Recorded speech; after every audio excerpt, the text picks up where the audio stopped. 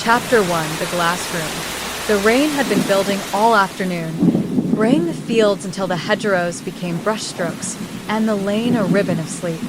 By the time the moving truck crawled through the iron gates, the estate rose ahead of them like a ship run aground. Broad stone, black slate roof, a line of windows with lids half lowered by dust. The driver glanced at the rear view and, seeing the twins pressed shoulder to shoulder in the back seat, offered a crooked smile that meant you'll get used to it. He had said the same thing 3 towns ago, when the field still had color. Their mother, Elise, set a hand on the steering wheel as if it might wander. "It won't take long to settle," she said, mostly to herself. "Paint curtains. The bones are good." "Are we still calling it a house?" Julian asked. At 15, he'd perfected the art of a remark that sounded like a joke, but wasn't one. His hair, too long for their grandfather's taste, and just right for his own, stuck to his forehead in wet camas. "It was built as a hunting lodge," Elise replied, which did nothing to make it smaller. Nora watched the rain slide sideways, driven by wind that had scoured the pond into a pewter plate. Somewhere behind those trees, dark and furred with moss, the water deepened. An old lake, the listing had said, spring-fed, cold enough to snap your breath in August. She didn't like how it lay there, not reflecting the sky, not doing anything but waiting for the storm to end. The caretaker was already on the steps. Ruth Talbot, the realtor, had said, though everyone in the village called her Miss Talbot as if 40 years had never touched her. It was hard to place her age. The kind of face that resisted numbers, framed by a scarf tight as a bandage and a raincoat creased along remembered lines. "You're late," she said, not unkindly. Her voice was dry as drawer paper. "Road from the south is mud. I told them as much." She looked past Elise to the twins. Her gaze snagged for a heartbeat, the way it does when you recognize an old tune played on different strings. "You'll be in the east rooms," she decided aloud. Less draft. They followed her inside. The foyer smelled of beeswax and wet stone. The grandfather clock by the stairs wore a coat of dust on its shoulders, as if someone had stopped mid-task and never returned. Miss Talbot went ahead, switching on lamps that worked, golden domes of light in the dusk, and tapping the ones that did not. "Wiring," she said. "We did what we could."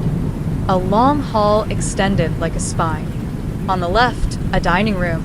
On the right, double doors that opened to a salon with a cold fireplace wide enough to sit in. Between them stood a mirror, taller than a man, framed in walnut with a velvet cover drawn back, its glass unblemished by time. It faced the corridor as if listening. Nora felt it notice her. "Antique," Miss Talbot said, following her gaze. "Came with the place. They call that one the glass room, on account of that wall." She nodded. On the far side, beyond the salon, a row of casement windows looked out over the lawn and the pond, making the afternoon light feel like water about to tip. Doors swell when it storms. Jiggle the brass just so, and they'll behave. "Does everyone name their rooms here?" Julian asked. He touched the mirror with 2 knuckles, and the touch trembled across the silver, like a coin dropped into a well. "Some rooms earn them," Miss Talbot said. "You'll see." They climbed the main staircase, the wood soft squeaking, like a throat clearing, and took the long bend of the landing.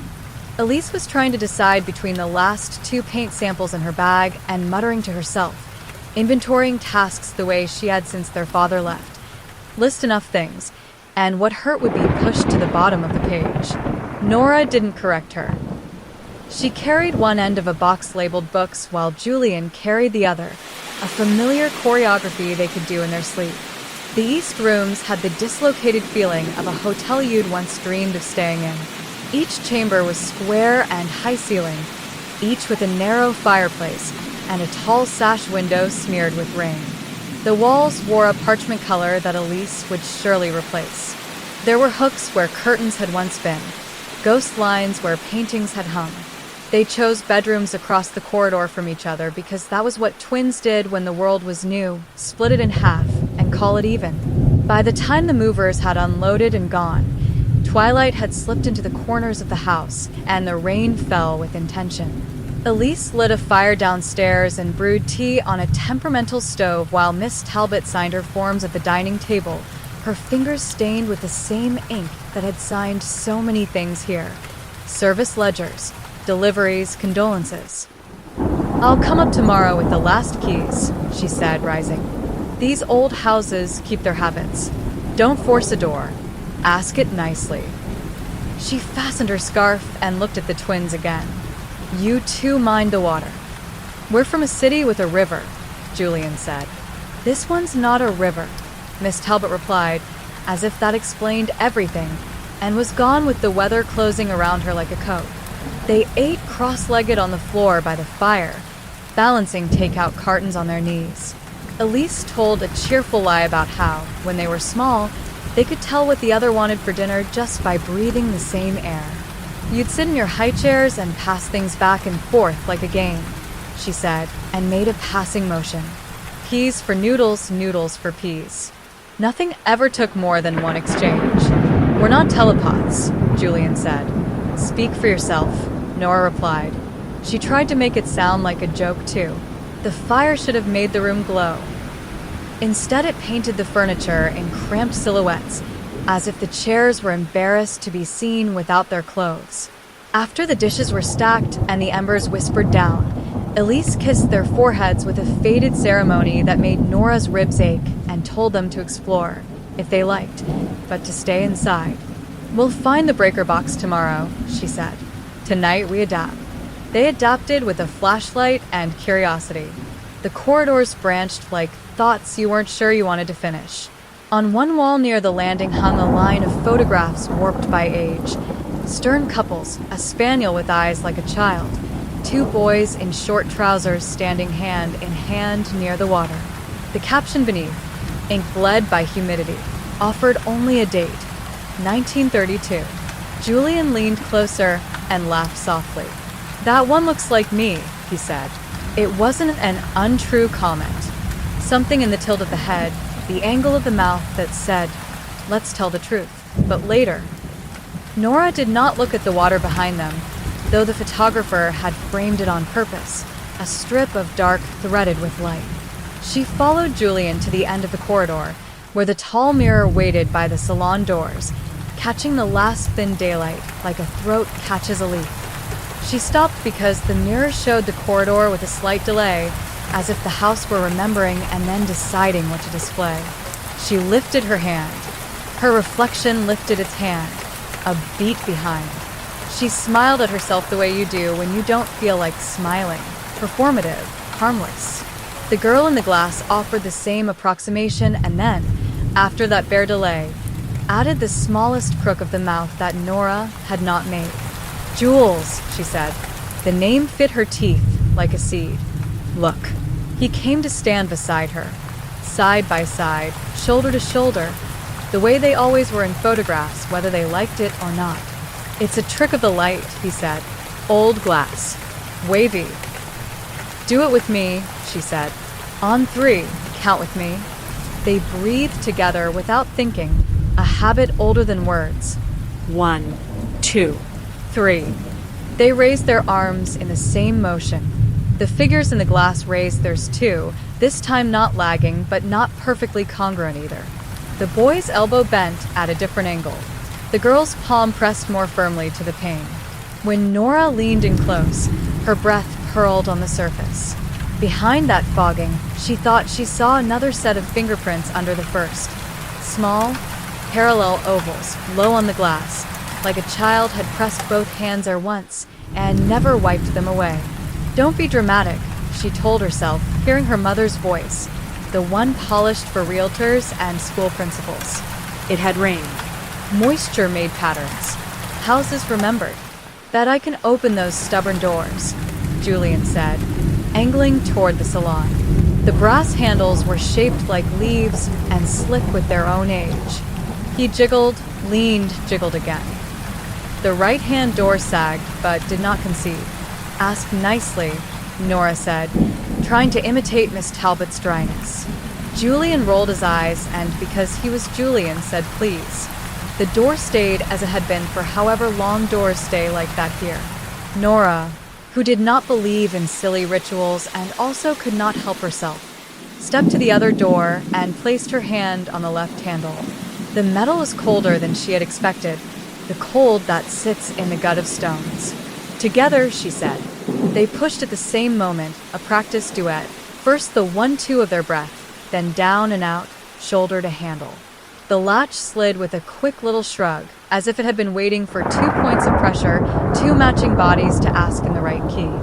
The doors opened soundlessly onto the salon, where the windows made the evening feel like a pond. See, Julian said, not ghosts.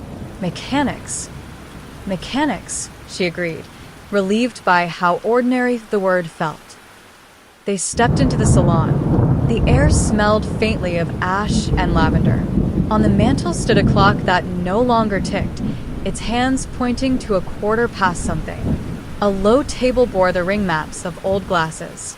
In one corner leaned a painting turned toward the wall. Nora went to it, and because curiosity always outran superstition in her, eased it around. It was a portrait. 2 youths, perhaps 14, perhaps older, standing with the stiffness that portraits required. Their suits were severe, their hair cut close in a style that made their ears seem almost translucent. A lake stretched behind them, the color of slate. On the reverse, in a hand quick and slanted, someone had written, Adrian and Marcus Deyne, summer after the fever. Beneath it, a date that made Elise's calendar look modern. Creepy, Julian said, but it was the kind of creepiness he collected. An aesthetic, not a warning. Nora traced the looping D with one fingertip, not touching the pigment. They lived here, she said, though that was already obvious. One brother's mouth was softer than the other's. One set of eyes seemed to notice more. Summer after the fever, she repeated. Her mind made a story without permission. Sickbed, whispering, a sensation of drowning on dry land. Julian drifted toward the windows. The rain had faltered. The pond lay still and undecided. The dark around it was not merely night. It had texture, like velvet pressed the wrong way. We could go down tomorrow, he said. Test the water. See how deep it is. No, Nora said, and the word was so reflexive it surprised her. She tried to soften it. Not till we know the ground. It's all channels and muck out there. We'll end up in our socks. He smiled at the image of himself sock-footed in weeds. She loved and loathed how easily he smiled, the way it pushed grief sideways. Fiending. Tomorrow, he said. I'll bring better shoes. They turned the portrait back to face the wall because that felt like the proper spell to unbreak what they had broken. When they stepped back into the corridor, the tall mirror met them with its wide mouth of silver. Nora looked because she could not. 2 figures approached together, the image precise down to the thread on Julian's cuff. Behind them, just for an instant, she saw a third presence like a breath on glass, fainter than a shadow, not quite between them, but exactly in that seam where one twin's outline stops and the other begins. Nora, Julian said. I see it, she whispered. The image was gone as quickly as she named it. The salon doors settled against their frames with a soft click that sounded final. The clock downstairs chimed once, as if by accident. Elise called up that there were blankets, and let's not stay awake all night. There would be more to do, always more to do, if tomorrow allowed it. They parted at their doors. Julian shot her a look he'd had since the first week of kindergarten, the pact that said meet you at recess. Nora returned it without thinking and shut herself into a room that still remembered a different bed. She arranged her books on the sill as a charm. She set her shoes neatly together and laughed at herself for doing so. The rain came and went in bands, the sound of 1,000 small decisions. When she turned off the lamp, the window became its own kind of mirror, offering back her shape in a deeper dark. She pulled the duvet to her chin and listened for the house to settle. Cataloging creaks, stairs settling, pipes swallowing, wind combing the ivy, as if she were learning a language. At some hour that had no number, she felt the particular quiet that meant everyone else had surrendered to sleep. That was when the dripping began. Not the metallic tap of a leaky radiator, but the patient, uneven rhythm of water falling from a height into water. Plup, plup, plup. It seemed to come from the corridor and from the room beyond, and from the pond outside, all at once. Nora sat up, because lying down made the sound verbal, as if the drips were syllables.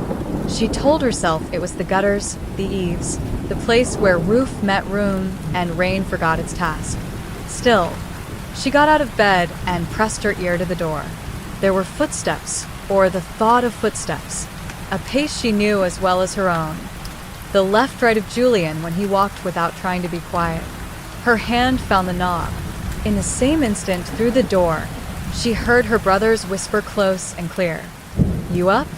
Nora opened the door to an unlit corridor that held the blue remnant of storm. Julian stood across, barefoot, hair a little wild. The carpet between them had recorded her steps, and his in the faint way old pile does. 2 sets of marks, parallel. "I heard," they said together and stopped. Dripping, she said. "And something in the mirror," he added, as if that were the more mundane of the two. He looked toward the landing, where the tall glass waited. "I know it's stupid," he said, "but I want to check." They went because that was how their lives had been built. One leaning toward a strange thing, the other bracing against it or with it, depending on the hour. The corridor barely breathed. The house had settled to listen. Halfway there, the air cooled the way church air cools, as if stone had a memory of winter even in August. The mirror stood where they had left it, in the pale spill from the stair window. Its surface looked like a night lake scarce with stars. Their reflections found them and steadied. Nora saw her own face and her brother's, the two halves she had always carried while pretending they were separate. She lifted her hand. He lifted his. This time the glass didn't lag. But beyond their faces, in that depth the eye makes when it looks at itself too long, something shifted. As if a figure just beyond the visible plane had leaned close. Not a shape yet, not the mistake of a curtain stirring. An intent, a listening. "Say something," Julian whispered. "To the mirror?" To them. "To whatever." He swallowed his laugh. "Please?" Nora didn't think of a line or a ritual. She did the thing that felt like an instinct you were born with. She leaned until her breath made a small cloud, and rather than a question, she offered a certainty that felt older than the house. "We are not you," she said softly. "We are ourselves." There was a silence after that sentence that felt not like absence, but like response. The hush of a theater before an answer. The skin prickle that means something just altered in a room without moving. Somewhere in the house, an old latch eased, and a door Nora could not see shifted against its frame. She could hear the lake's patience at the limit of her hearing, the syllable slow dripping that had called them out of bed. Then the mirror laughed. It wasn't loud. It had restraint. It was also unmistakable, the curve of mirth that doesn't need a mouth. It came from the silver as bubbles do, one rising, hopping on the surface, then another beneath it thinking better of arriving. The sound touched the backs of Nora's teeth. Julian's hand found hers. For once he didn't pretend he had reached for her on purpose. She didn't pretend not to notice he had. "Tomorrow," she said, matching the cadence Miss Talbot had used for the lake, as if that would make the words stronger. "We find the keys. We find the circuit. We keep the lights on." He nodded, but his gaze stayed on the glass, at the place where their joined hands made a single dark shape. The mirror showed the same, 2 hands, 1 grip, and, as the rain gathered itself for another pass across the roof, the surface shivered just enough to suggest a third hand touching theirs from inside, cool and certain, laying its fingers along their knuckles as if to say, "You found the door. Let's see if it opens both ways." Chapter 2. The Drifting Glass. Morning arrived reluctantly, sliding pale across the estate like a hand searching for purchase. The storm had spent itself in the night. but the air still smelled of wet stone and iron. Nora woke to the sound of crows in the trees, their cries a kind of warning disguised as routine. Her books sat neatly on the sill where she had left them, but the window's condensation had drawn streaks across the spines as though someone had traced them with a damp finger. Julian was already up. She knew by the silence. When her twin was asleep, the world held a particular rhythm, breath, shifting mattress, the half-sigh he made when dreaming. When he was awake, even through walls, she felt a missing cadence, as if the house itself noticed. The corridor outside still wore its gray hush.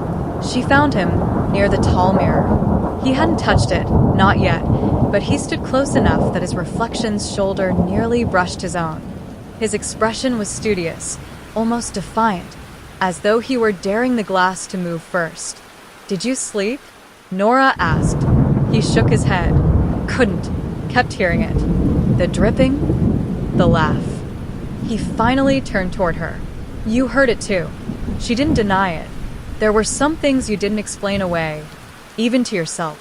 They found Elise in the kitchen, coaxing the old stove into life. She had a smear of soot across her cheek and was trying to laugh it off.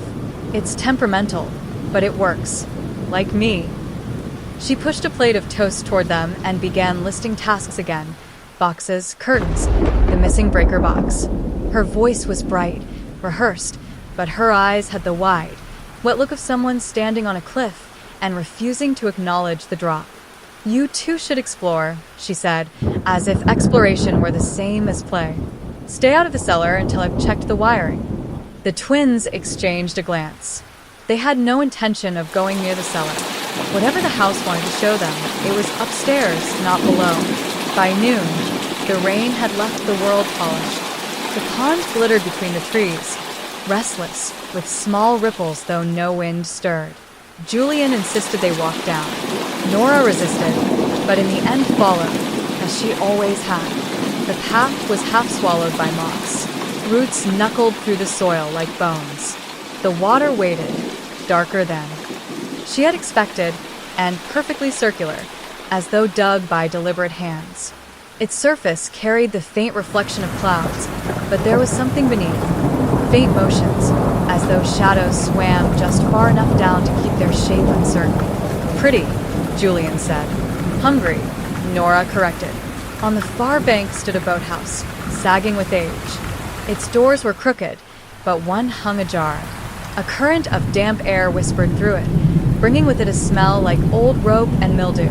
"Bet there's a rowboat inside," Julian said. No, the word came too quickly, too sharply. He smiled faintly, acknowledging her fear without teasing it.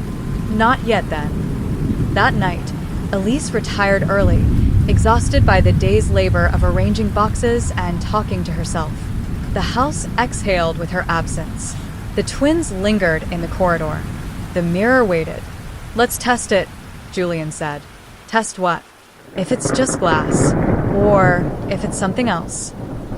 Before she could protest, he leaned forward until his breath fogged the silver. He whispered his name. "Julian." The mirror whispered it back. It wasn't an echo. Echoes fade, lose shape. This was a voice, pitched low, warm with familiarity, curling his name into something that belonged more to the glass than to him.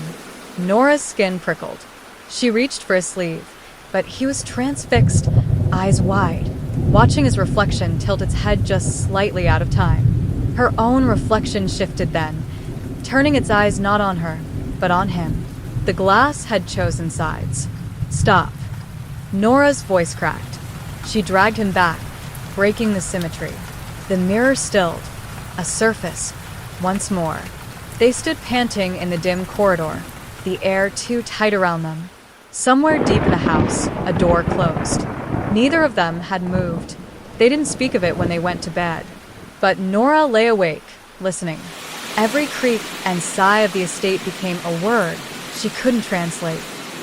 And when sleep finally came, it was filled with water. She dreamed of standing at the edge of the pond, her own reflection on the surface, waiting. Then another surface beside it, wearing her face, but smiling with Julian's mouth.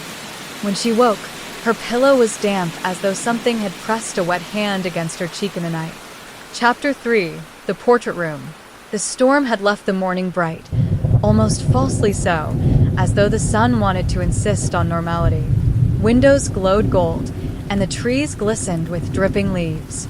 Elise opened every curtain she could reach, insisting the place felt better with air and light. She hummed tunelessly as she stacked boxes in the dining room, a small defiance against the house's stillness. Nora and Julian, meanwhile, had found their way to the West Wing, rooms Elise had barely glanced at, claiming they could wait. Dust draped everything there. The wallpaper was patterned with faded vines, but in long strips it had peeled, curling like old parchment. The floors creaked as though recording each step for later. It was Julian who pushed the first door open. Library, he guessed, though the air smelled less of books than of linen and beeswax. The room was long, high-ceilinged, with 2 tall windows that let in a gray spill of light. Dust motes swam in it like plankton. Against the far wall hung a series of portraits. The frames were grander than the subjects deserved, gilded, with carved flourishes, but the canvases had darkened with time. Faces peered from the shadows, half-dimmed by varnish, eyes watchful. "There they are," Julian murmured. He stepped closer to the largest painting, 2 boys standing shoulder to shoulder, dressed in the stiff finery of another era. Adrian and Marcus Deyne. Nora felt her throat tighten. They were the same age as her and Julian now, but their expressions belonged to someone older. One twin's mouth was set in a determined line, the other's in a softer curve that suggested unease. Their clasped hands hung between them, pale and tense. Behind them the lake stretched, the brushwork so careful it seemed almost wet. Julian tilted his head, studying.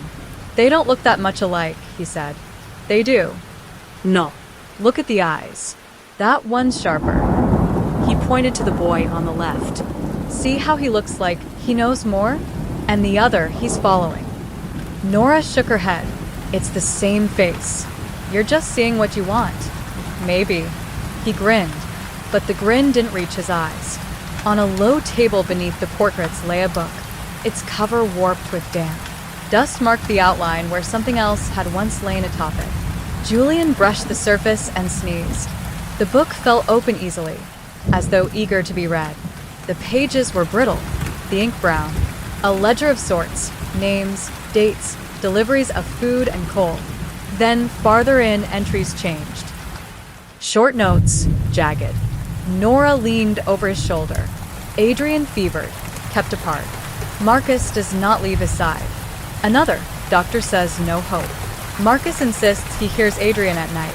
And later still, boys at the lake. One returned. Julian ran his fingertip along the words, as though touch could bring clarity. They wrote it down. All of it. "Put it back," Nora said, her stomach tightening. "It isn't ours." But he didn't. He turned another page, eyes flickering quickly, hungry. He says the mirror shows them both together, even when one is gone. Julian looked up at her, face pale with fascination. "It's the same mirror," he whispered. "It has to be." That evening, Elise announced she had found the breaker box at last, in a cupboard beneath the stairs. She was triumphant, holding up a bundle of mismatched fuses, as though they were treasure. Light bloomed in most of the lamps, though the house seemed to flinch from it, the glow too modern for its bones. The twins said little over dinner. Elise chattered about paint colors, about how they could make the east rooms cozy by winter. Nora nodded when required. Julian picked at his food and said nothing, his eyes far away, replaying words he'd read on those brown pages. When Elise retired early, too many stairs, too much dust, the twins lingered in the corridor. The mirror loomed as always, its surface now lit by electric lamps. The light made it worse, not better. Shadows crowded in it. Julian whispered, "What if it isn't dangerous? What if it's a doorway?" "It's not ours," Nora said again. Neither was this house until it was. He stepped closer. "Don't you feel it? Like it's waiting for us?" She pulled him back, fingers tight on his wrist. "That's exactly why you stay away." His reflection lingered even after he turned, watching her longer than it should. That night, Nora dreamed again of the lake. The water was calm, but beneath its skin something vast shifted, the way cloth moves when a hand passes under it. She saw two boys on the bank, Adrian and Marcus, and watched as one stepped into the water without ripples. The other remained, crying silently, his mouth open to a scream the dream refused to let her hear. She woke with her pulse hammering, the shape of the scream still caught behind her ribs. The air in her room was cold, her breath visible. She glanced at the window, closed. At the door, closed. Yet when she turned toward the tall mirror in the corridor beyond, she could see light leaking faintly around its frame, as though someone had struck a match inside the glass. And in that light, two figures stood hand in hand. Neither was her. Chapter 4, The Third Hand. It rained in bright weather the next morning, a fine mist that stitched sunlight to the leaves and hung there shimmering, refusing to fall.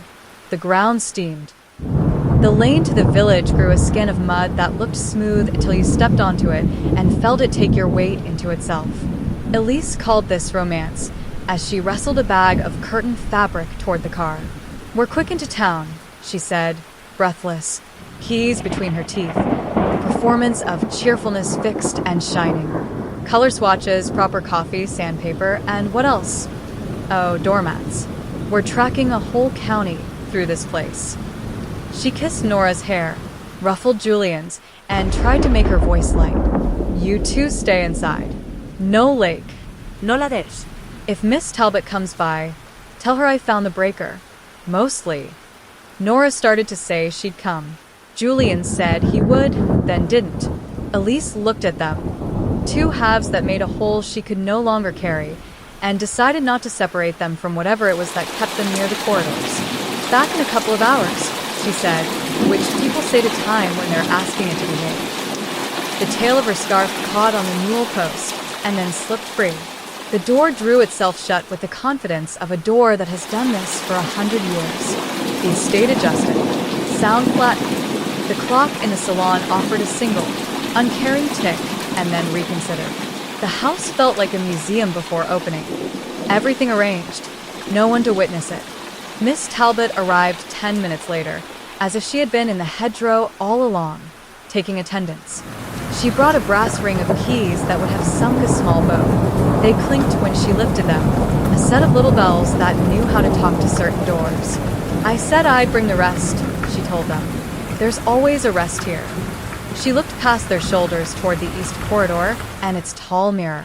Her mouth made a shape that belonged to words she decided not to say. "Did..." Julian began and then chose a gentler question. "Who lived here after?" "After what?" Miss Talbot's voice went dry. "After the boys. Staff came and went," she said. "Their mother stayed on a while. Then a widower bought it. Then his son. The pond doesn't get smaller with time, you know. People built their lives around other water. This place keeps its climate." She held up the bushel of keys. "Which do you want first? Stables, attics, or the West Wing?" "The West Wing," they said together, which earned them a flicker of surprise and then resignation. She seemed to remember that twins spoke their agreements like harmonies. They followed her. Dust lifted and resettled with each step, making the light a thing you could see in. A draft threaded the corridor, smelling faintly of beeswax and damp linen. Miss Talbot selected a key without looking and fitted it to a lock the way a person might touch an old scar. The door sighed, inward and relieved. The room beyond was long and high-ceilinged. Boards had bleached to the color of old paper. The air tasted like a closed book.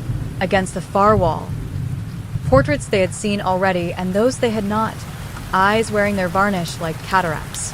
The great painting of Adrian and Marcus presided, their hands joined, the lake behind them severe and calm.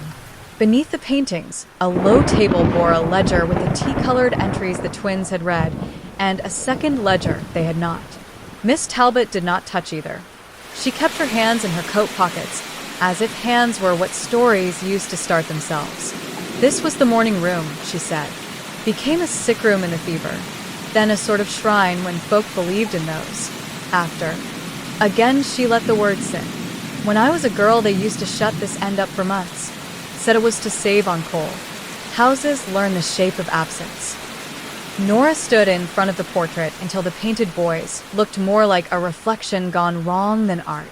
"Miss Talbot," she said, before she could untie the knot of the question. The mirror. Did it belong to them? That pier glass? Miss Talbot kept her eyes on the window, where the mist made the lawn look like a sheet of mica. Older than the house. Brought over for a lady who wanted to see whether the back of her dress was decent. The corner of her mouth considered a smile and decided against it. It kept better company some years than others. "Did you ever?" Julian began. "Has anyone ever?" He stopped. Words felt foolish when they had to be said about a thing that might hear you discuss it. "Mirrors do what they're told," Miss Talbot said. "Windows do the same. It's people who can't take instruction." She set the keys on the table like a bribe for the room and really looked at them then, the kind of look a person gives when deciding whether to warn you outright or let you build your own caution. "You two are sensible," she said at last. "Be twice as sensible together. It takes the pair to make a mark here." She left them with the keys as if she'd just introduced children to matches and wanted to know what kind of fire they would build. They pretended not to race back to the east corridor, but the house felt it. The way floorboards sang under their weight, and the air seemed to run alongside them. The tall mirror found them as always, catching them each in the frame, while keeping enough room on its breadth for an idea. It was brighter from the wasting weather outside. Daylight ran along the silver like a thin rain. "Maybe we shouldn't," Nora said. "We won't," Julian agreed, and then glanced at the keys. They explored instead. Keys the size of birds opened cupboards that had been taught to be close. A nursery unlocked itself. The word hung there even before the door moved. A suggestion you could smell. 2 iron beds with slatted frames faced each other across an oval of rug. A wooden ark sat on a shelf beside paired animals, the paint worn thin on the noses where small fingers had tried to convince them to kiss. A height chart was penciled on the wainscot only up to a certain year. 2 sets of initials swarmed there like mayflies, AD and MD, along with notches that someone had tried to rub out and then given up, the wood eating the marks into itself. A sheet covered a standing mirror in the corner, a smaller sibling of the tall glass outside, its frame simpler, its presence quiet. Nora held the edge of the sheet because sometimes people keep cloths over mirrors for reasons they can't explain even to themselves. She did not lift it. She saw herself reflected in the swaying fabric anyway. Suggestion, outline. The mirror, if it truly was one, breathed along with the room. Julian found a stack of thin books in a drawer and leafed through them the way a person leafs through old weather. No story, just atmospheres. Sketches. Inked hedges and rushes, clumsy swans. A boy's hand trying to catch water with lines. On one page, a face had been started and then abandoned. The outline was Nora's, and then it wasn't. He held it up to her, and she shook her head without knowing what answer she was giving. "Listen," she said. The house did not creak. It rearranged itself. A latch responded somewhere with a tiny bones-hard sound. Then quiet. Then a soft padding, like a child walking barefoot on a rug. "It's just the pipes," Julian said, and Nora spared him a glance. Even the lie's posture was familiar. They left the nursery with the sheet unlifted and crossed toward a pair of doors at the very end of the wing. Each had its own old-fashioned lock. Each had its own keyhole extravagant, enough to show you a room through it. Julian bent to peer, then shrugged. "Dark," he reported, as if that itself were data. He tried the left handle. It held. He tried the right. It held harder. Nora took the brass ring and sorted through shapes by touch, teeth patterns, lengths, the quirk of a bow. She found 2 that seemed siblings and offered one across. "At the same time," she said, "just to see." They turned together. The first lock resisted with manners, then permitted. The second considered the recommendation of the first, and then decided to be obliging. The doors shivered inward a breath's width, as if they had been leaning for a long time and didn't want to fall too quickly. Inside, coolness the color of stone. The room was not large, but it made itself feel larger by the way it had been arranged. Tall windows hid behind shutters the color of river silt. Light came in anyway, thin and equal. A peonette sat under a shroud of muslin, the cloth wavering slightly in the draft, as if something underneath had exhaled. Shelves hosted a congress of objects in pairs. Acorns in a dish, 2 gray feathers, a matched set of marbles glazed like planets. A child's slate lay on a chair with a problem half finished. 7 + 8 =__. The chalk had left a dusting across the wood like a mild frost. On the mantel stood a glass jar containing nothing but a length of red thread looped twice and tied. Nora read the tied shape like print. It felt like a sentence. Hold fast. Julian touched one of the shutters. It released, surprised at its own freedom. Light unrolled across the floorboards and made the dust visible in a way that felt intimate, motes rising and settling, as if deciding whether to be air or matter. "Look," Nora murmured. Her voice did a small thing in the room, and the room returned it at a slightly different pitch. She wasn't sure what she was pointing to until she saw it herself. Marks on the floor, not dirt, not water, something older. Bare footprints the size of a child's, paired, coming from the direction of the hearth and stopping before the peonette as if waiting for instruction. The boards had learned them. You could put your own feet over them and feel the fit. Julian set his soles where the old ones had been. He made a shape of the memory, a boy waiting for a lesson. Nora stood across, in the stance the other set of prints suggested. The house arranged its breath around them. The muslin shifted again, like a curtain considering its part. The peonette gave a single note, no song, just the idea of middle C. They pulled back at the same time. The note hung longer than a note should and dissolved into the room's own hum. "Enough," Nora said, and meant, "I will walk to the door if you will not contest me." He didn't. He stood as if he were still standing in 2 prints that he couldn't stop feeling and nodded. They left the shutters unlatched so sunlight could prove something about the corners. They relocked both doors with the twin keys because it felt correct, and for the first time since Elise's car had vanished down the lane, the house eased a fraction, like a throat that has swallowed the wrong way and now finds the right breath. They should have stopped. Instead, the mirror found them again. The east corridor had altered by inches, a brightness, a smell in the air like iron warmed by hands. The tall glass wore the light the shutters had released and made it liquid. Nora had the absurd thought that if she dipped her fingers into it, they would come up wet. Neutral, she told herself, as if giving a note to an actor. Stand neutral. Don't give it more than you mean to. She took her place to the left of the frame. Julian stood right. The reflections met them, patient and precise. For a count of 3, the symmetry held. On 4, the surface changed, not a ripple exactly, but an adjusting, as if a third person had stepped near and the mirror was generous enough to accommodate them. A coolness moved across their joined shadows. Nora felt the sensation she'd felt on the first night, the whisper of a hand, bone and tendon without heat, settling across the backs of hers and Julian's in the glass and closing, as if to show them how to hold on. "Don't," she said, barely sound. The mirror obliged and did more. Something wrote itself on the silver from within, not letters. Those would have been a comfort, but the suggestion of a gesture, a curve like a hook, a child's move, hesitant and practiced.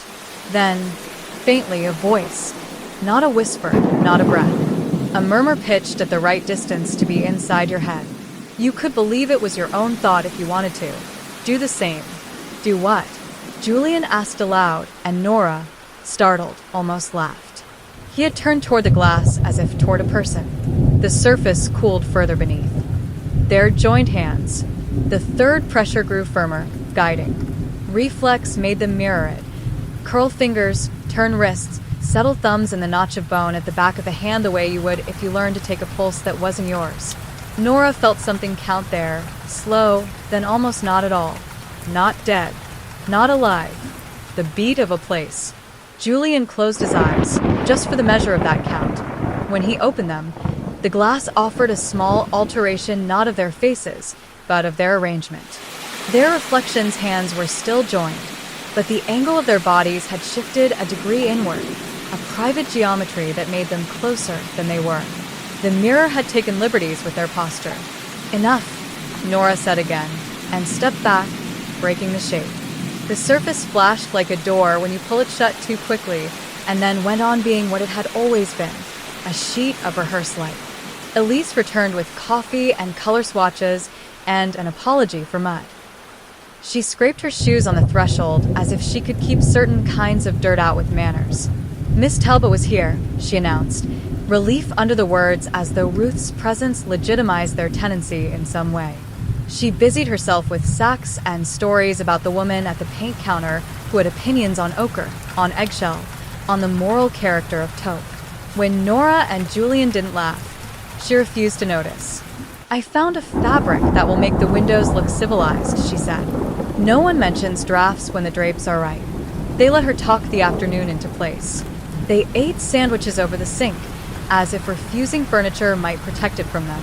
Elise made calls, insurance, utilities, the neighbor with the sheep who claimed this land had once been 2 fields and then 1, and the twins walked the corridor again, as if it were a track they had been training on. Twilight held long, and then let go all at once. The lawn darkened the way a lake darkens. First the edges, then the center, then the reflection. The house did its list of evening sounds, distant settling, the little breath the fireplaces give when they agree to go cold, the electrostatic hush lights make when the filaments speak to themselves. Elise, who had earlier arranged a bravery for herself, became tired very quickly. Bravery is exhausting, and said she would soak and then sleep. The tub sang old metal as it filled. Upstairs, water moved through pipes that hadn't learned their new rhythm yet. The twins waited in the corridor again without admitting that was what they were doing. "What if we try not looking?" Julian said at last, as though the suggestion had been in his mouth all day, waiting for an hour that felt dark enough. "Stand here and don't give it our attention. See if it behaves the way a thing does when it isn't being watched." Nora laughed, a short, unwilling sound. "You want to ignore a mirror." "Yes," he said, surprising her and not. "I want to see if it ignores us back." They stood side by side, shoulders nearly touching, and turned their faces deliberately toward the opposite wall, which had nothing on it but paint and a lack of decision about art. Their peripheral vision filled itself with silver and refused to name it. They did not speak. They breathed, counting without numbers. In this posture, the house seemed flattered, as if finally allowed to be something other than a set. The corridor lengthened a little. The ceiling drew its beams more clearly. The smell of old wax seemed less insistent and more like a fact. Nora waited for the prickling that announced presence. Instead, she felt a softening beside her, the way a rope yields when weight comes on, not from the side where your partner stands, but from the center. The air pressed gently against her right arm as if someone had stepped into the space between them. No weight, not a body, but the absence of draft where a body would be. She could believe it was heat. It was cooler. She could believe it was fear. She didn't feel afraid so much as recruited. "Jules," she said. She didn't move her mouth much because the mirror appreciated performances. "I know," he said. His voice came from the exact distance it always had, and from just beyond it as well, like a harmony laid under a melody you thought you knew. They both looked toward the glass at the same moment because there are turns you only make together. The mirror showed them as they had been. Faces angled away, shoulders almost touching, hands at rest by their sides. The difference existed only in what could not be framed, a set of shallow marks at the height of their joined hands, as if fingertips had pressed lightly from the other side and chosen not to cloud the surface. When Elise called up good night, cheerful and careful, the marks faded, the way fog erases itself when the window warms. The corridor regained its ordinary dark. Sleep found them and used different manners with each. Nora's sleep gathered itself around the knowledge that she would wake if called. She slept like a person on a porch with her shoes still on. Julian's sleep went down quickly and then woke itself at a depth without deciding to come back up, the kind of sleep that learns lightly. He dreamed of arithmetic on a slate he could not carry. He dreamed of pressing his thumb into cold silver and finding, under the surface, a notch where his thumb had always belonged. Sometime between the house closing its eyes and the foxes making their hymn in the hedgerow, The pianette in the west wing played 3 notes, unadorned and even. No one in the building had fingers on it. The sound moved down the corridor the way cool passes through water, clean, unhurried, sure of its receiver. Nora stood in her doorway before she knew she was standing. Julian's door opened across from hers as if a hinge had decided to move for both of them. They didn't speak. They stepped into the hall and felt the air make room for them, and for something that walked precisely between. The tall mirror had learned a new trick. It no longer waited to be approached. It placed itself in the field of attention the way a bell insists on hearing even after it has been struck. There was light in it that did not belong to the lamps, moonlight, but the moon was behind weather, lamplight, but the switches were off. There was a shore in it, the suggestion of a bank you could stand on if you were painted. And in that light, in that shore, 2 boys, not detail, not faces you could name in public, but posture and intent, hands joined with the authority of children who do not let go until told by someone they trust. They did not look at Nora and Julian. They looked at the space between them and smiled at the third hand Nora could feel resting, cold and convincing, across her own and her brother's, positioning each finger, making a shape their bones remembered before they were taught. Tomorrow, Nora said into the clean, dense quiet that didn't feel like absence so much as attention. We go to the village. We ask. We are not the first to be. She didn't need a word that would betray what she felt. To have questions. Julian nodded, eyes on the boys who weren't there. The boys whose outline felt like a memory he could loan himself. And we don't go to the water, he said, as if making a pact meant anything against what water chooses. They stood a minute more, not waiting for the mirror to laugh. Laughter alters what you are, but acknowledging at last the manner of it. Not a trick, not an ornament, but a hinge between intentions. When they turned away, it did not sulk. It kept a sheen that made the corridor brighter than it should have been. The house relaxed enough for sleep to return and finish what it had started. On the wainscot, by the height chart no hand had updated in decades, a new pencil mark had appeared while no one watched. A fine line at exactly the level of Nora's shoulder, and another at Julian's, drawn with the same brisk surety as the old ones, the initial beside each unmistakable and correct. Between them, halfway, lower than both, a third mark shaped not like a letter but like a hook, as if someone had tried to start writing a name and remembered, in time, that names belong to the living. Chapter 5, the village's version. Morning put the house back into lines and edges. Steam lifted off the lawns where last night's mist had laid itself down. The youth shone as if freshly lacquered. Elise brewed coffee that tasted like victory and arranged her cleanest smile. She had decided that errands would defeat whatever mood the estate kept adjusting around them. "You two are coming with me," she declared, abdicating her usual caution about leaving the house alone. Swatches, nails, something for the draft under the dining room doors, and pastries. If we buy the good kind early, the baker won't think we're the sort of people who only take what's left. Nora and Julian agreed before thinking it through. The plan had been to ask questions in the village, and errands made a passable disguise for intent. The lane was still soft enough to take a boot. Elise eased the car along as if coaxing it into belief. Hedgerows revealed and hid the road in green waves. The church spire appeared like a punctuation mark at the end of a long sentence. The village was the kind you think you remember before you arrive. 2 bends, 3 shops, a pub with a signboard whose paint had outlived the poet who chose its name. On market days, there might have been stalls. Today there were 2 crates of apples under striped canvas and a woman with forearms like planks handing out jars of something the color of late evening.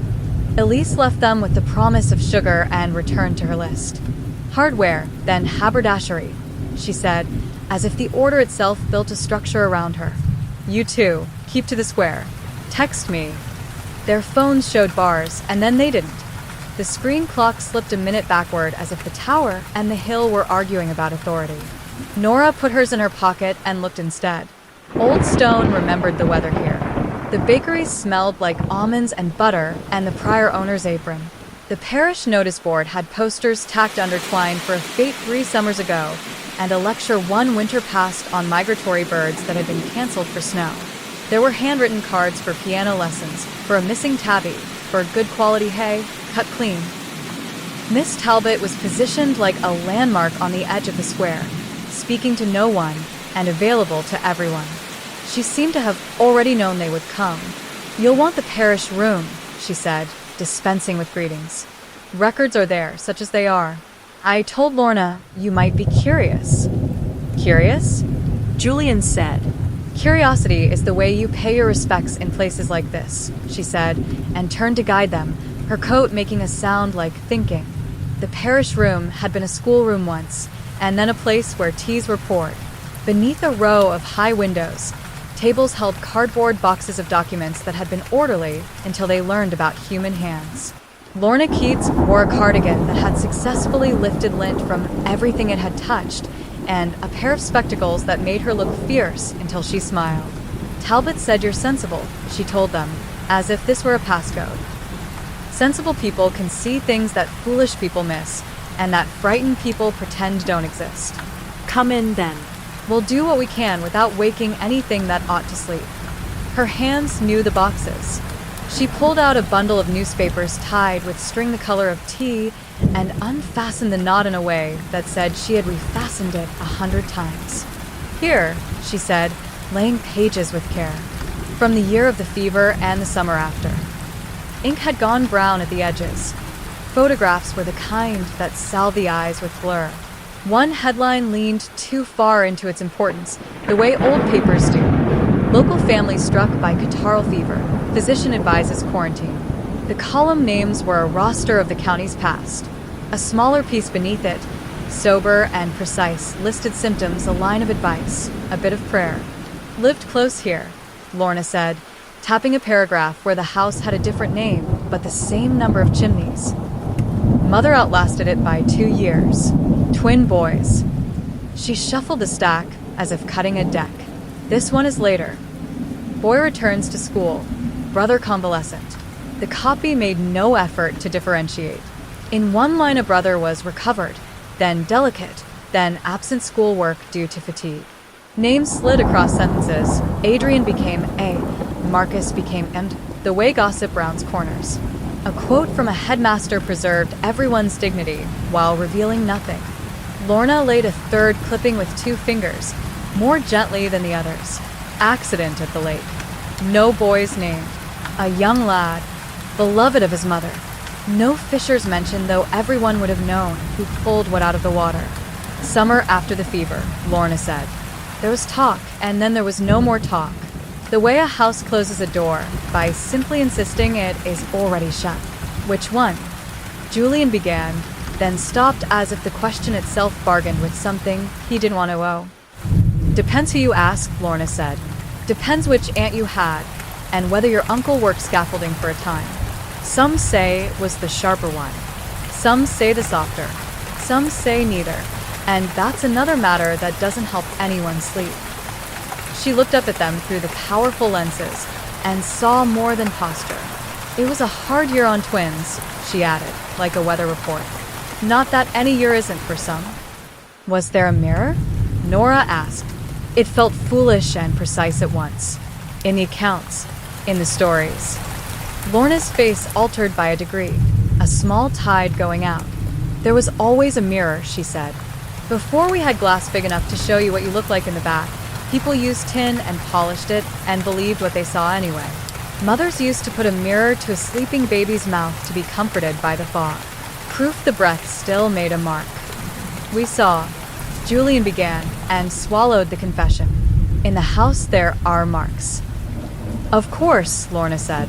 "Everything that ever pressed against that place left a print. You think doors just swing? It's leverage, and it's also memory." She folded the clippings back into order with the same care you use when laying a child down after a hard night. From a different box, she drew a ledger bound in leather cracked like old hands. The ink in this book was not a newspaper's. It was one person's, a voice on paper. "Steward kept this," she said. "Paid the coal man, counted the eggs, wrote what he shouldn't have, and left out what he should. That's how most books are. She turned to a page with a date that had been dogging the twins since they saw it beneath the portrait. Lines in the same hand broke from sums and delivery notes. Adrian fevered, kept apart.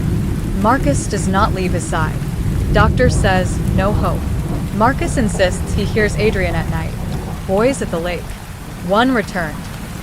There was another entry, tighter, as if written with a different pen, or by a man holding himself too strictly. He says the mirror shows them together, even when one is gone.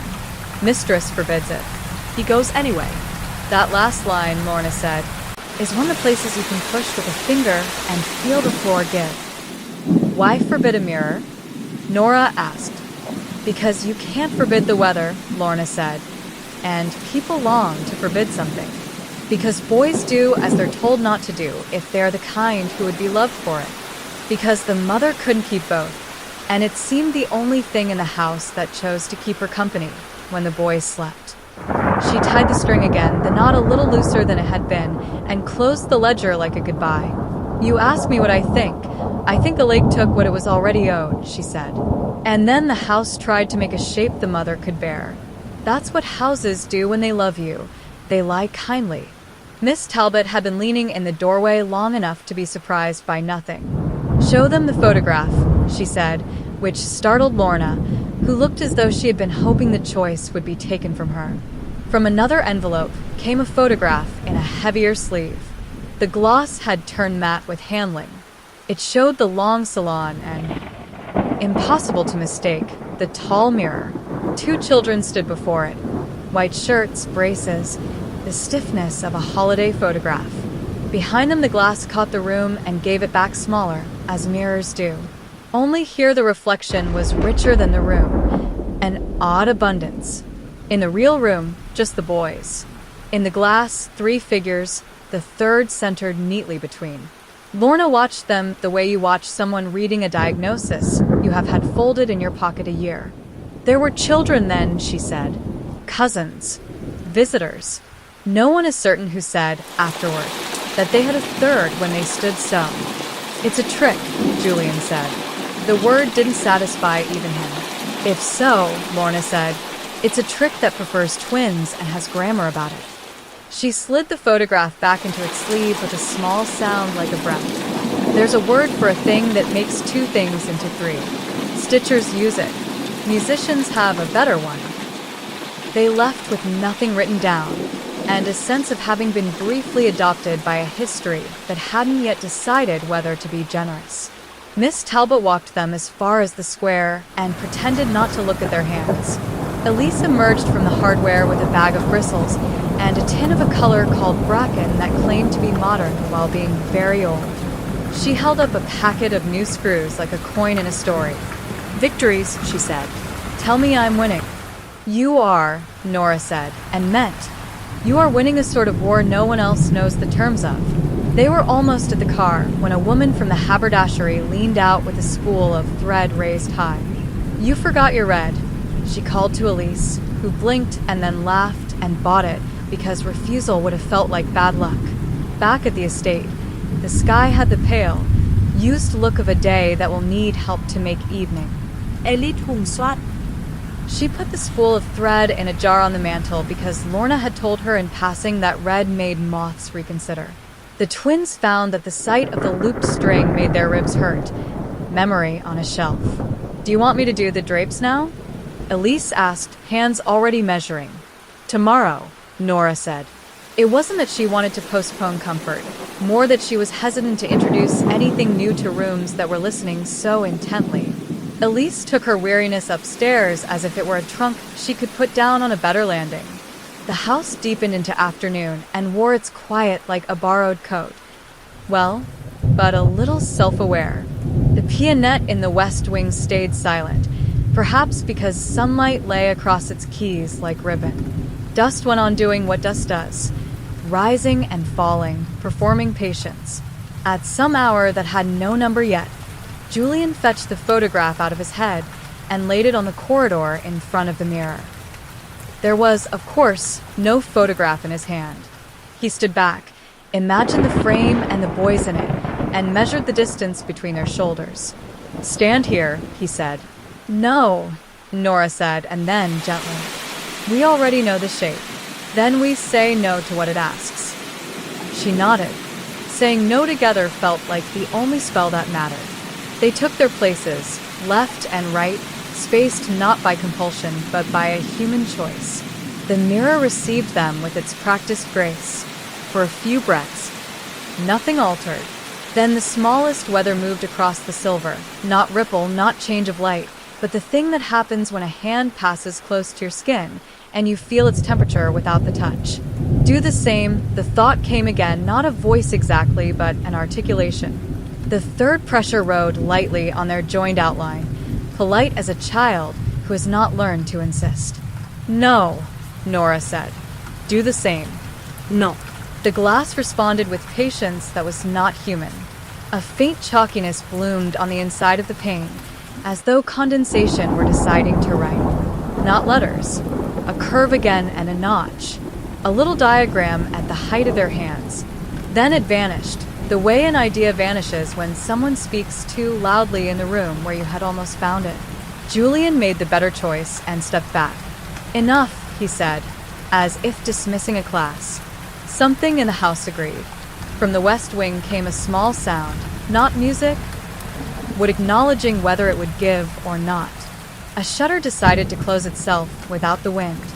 Farther off, a door, one of the ones they had locked with twin keys, shifted against its frame as if rethinking the question. "Elise." Nora called, sharper than she meant to. There was the answering sound of a coat thrown carelessly over a chair and a tired voice saying everything was fine. Darling, it was just the tub deciding it wanted to sing again. They tried to make the rest of the day's stay ordinary by force. They moved furniture. They argued amiably about the color called bracken, which looked green in the tin and brown on the wall, and something entirely else in the evening. They made toast under the broiler and called it dinner. When dusk let itself in through the lower panes, a sudden cool slid over the floorboards at ankle height. River air, not room air. "Jules," Nora said. "I know," he said, "going still the way you do, when the bird you've been trying not to scare decides to land on your shoulder." They listened together. The pianette tried 3 notes. Not the same 3 as before, higher by a step, then the first again, as if someone were memorizing not a melody but an instruction.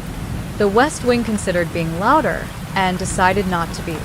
Nora took the spool of red thread from the mantel because it was a thing that could be held. She looped a length across the brass handles of the salon doors, not tied, just draped so the weight of it made a soft line. It looked decorative. It looked like it could be explained to Elise without lying.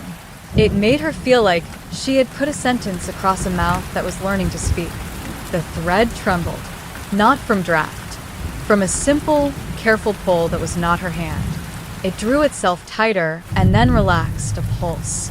"That's moths," Julian said, which would have been funnier if there had been a moth. They sat on the stairs where children sit at weddings and listened to the house show them the slow language it knew. The thread lay quiet. The mirror pretended to be only glass.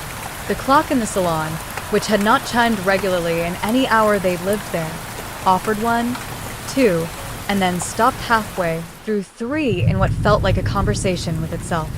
When at last they slept, the dreams they'd been avoiding stood politely and introduced themselves. Nora dreamed of the village in winter, the square full of paired footprints and the church bell, making a weather that people agreed was beautiful. In the dream, Lorna turned a page, and the paper kept turning, becoming water. On the surface of that paper water, she saw a small boat turned half over, the boathouse behind it with its one door ajar the exact measure of a breath. Julian dreamed of arithmetic he could solve if the numbers would stop shifting into letters. 3 was a hook, 2 was a closed hand. 1 was the length of red thread looped twice and tied. At some hour close to morning, when neither of them was ready to admit they'd slept at all, a new wrong made itself politely at home on the corridor runner. Water, a palm's width of it, as if someone had just lifted a dripping hand from the glass and, forgetting to be careful, let the first drop fall between where Nora's bare foot would be and where Julian's was. They found it standing there, small and perfect and unimpeachably real. A single bead too round to be explained by roof or pipe. It sat quivering as if deciding which twin to choose. Then it broke its surface of its own accord and slid forward, leaving a mark no cloth could fully swallow. The kind of mark a house keeps when it wishes to remember something it knows you will try to forget. Chapter 6: The Unraveling. The bead of water did not obey the sun. By late morning, the runner should have given up its dark, taken its place back among the ordinary fibers that insist they've always been dry. Instead, the place where the drop had rested kept its stain, a small bruise in the weave. If Nora knelt and put her fingertip there, the wool was cool, not cold, exactly. Just the temperature of something that remembered another room. Elise, already in motion, did not look down. "We'll call a plumber," she declared to the house at large, the way she had been declaring solutions since they arrived. Every old place has a sulk in the pipes. Nothing that can't be persuaded. She had tied her hair back with an elastic that was preparing to betray her and had armed herself with a list. Sandpaper, curtain rods, screws, pastries that said we belong here. "Come with," she asked, and for a moment Nora saw the cost of the question on her mother's face. Elise had never liked leaving her children with a house still learning their names. "We'll measure things," Julian said, holding up a tape measure as if it were an alibi. "Then please, no water," Elise said, a clause so ordinary it did not recognize what it asked. She touched their shoulders, 1-2, the way mothers do when there is more to say and not enough sentence for it, and she went out. The door closed with the modesty of a door that has learned to keep its voice. The house adjusted for her absence. Air settled along the skirting boards. Somewhere, something wooden turned in its sleep. The tall pier glass grew brighter without changing. It was like watching a person become more themselves by being alone. "Proof," Julian said softly. He held the end of the tape measure to the bottom of the mirror, ran the length up the walnut frame, called out the number as if the measurement itself could anchor the thing to lumber and fact. 7'3". That's wood. That's glass. Nora pressed her palm against the silver, right where the third hand had lain over theirs. "Surface tension," she said, making a case to the corridor. "Condensation. Drafts that pretend to be fingers." Then, because denial had to be exercised like a muscle or it failed you, she added, "And there are no ghosts." The mirror did not disagree. It offered back a girl with damp breath and a boy whose mouth made a patient shape. They didn't stand there long. Compulsion has its own fatigue. They took their restlessness to the west wing, which received them with a faint sweetness, like a cupboard where lavender had once been stored. The nursery was as they had left it except for the sheet on the standing mirror. It lay skewed, the corner drooping. It was the sort of thing that happens when air moves. It was also the sort of thing that happens when a small hand lifts, peeks, lets go, an action that leaves the fabric a little wrong because the one who moved it did not care to make it right. "Mouse," Nora said, and did not believe herself. The pianette in the room beyond still wore its muslin shroud, luminous in the indirect light. The shutters they had unlatched in Chapter 4 admitted a long bar of sun that made dust visible as thought. Something had stood in that light. The floorboards had drunk 2 small wet prints, side by side, each a child's foot the length of Nora's palm. The wet had gone. The prints remained darker, as though water had retaught the wood its grain. "River shoes?" Julian offered, lame on purpose because honesty would have sounded like fear. "Left by a window?" Someone carried them through once. Nora looked at him as if he'd made a joke about a funeral. "We don't own shoes like that." On the chair beside the pianette lay the slate with the unfinished sum. 7 + 8 =__. The chalk that had dusted the seat yesterday had drawn itself into an answer. Not a clean 1 and 5. The hand that had made the mark did not care to please a teacher. But the figures were there, hesitant as a child who has learned the shape of numbers by tracing someone else's homework. "House pride," Julian said, and because humor is a way to climb down from a high place without shaking, he added, top of the class. The hinges thinned the silence. Far off, where the west wing linked to the spine of the house, something made the small, decisive sound of a latch satisfied with its own work. Nora felt the sensation she'd started to think of as weather. Not wind and not temperature, but a change in the pressure of attention.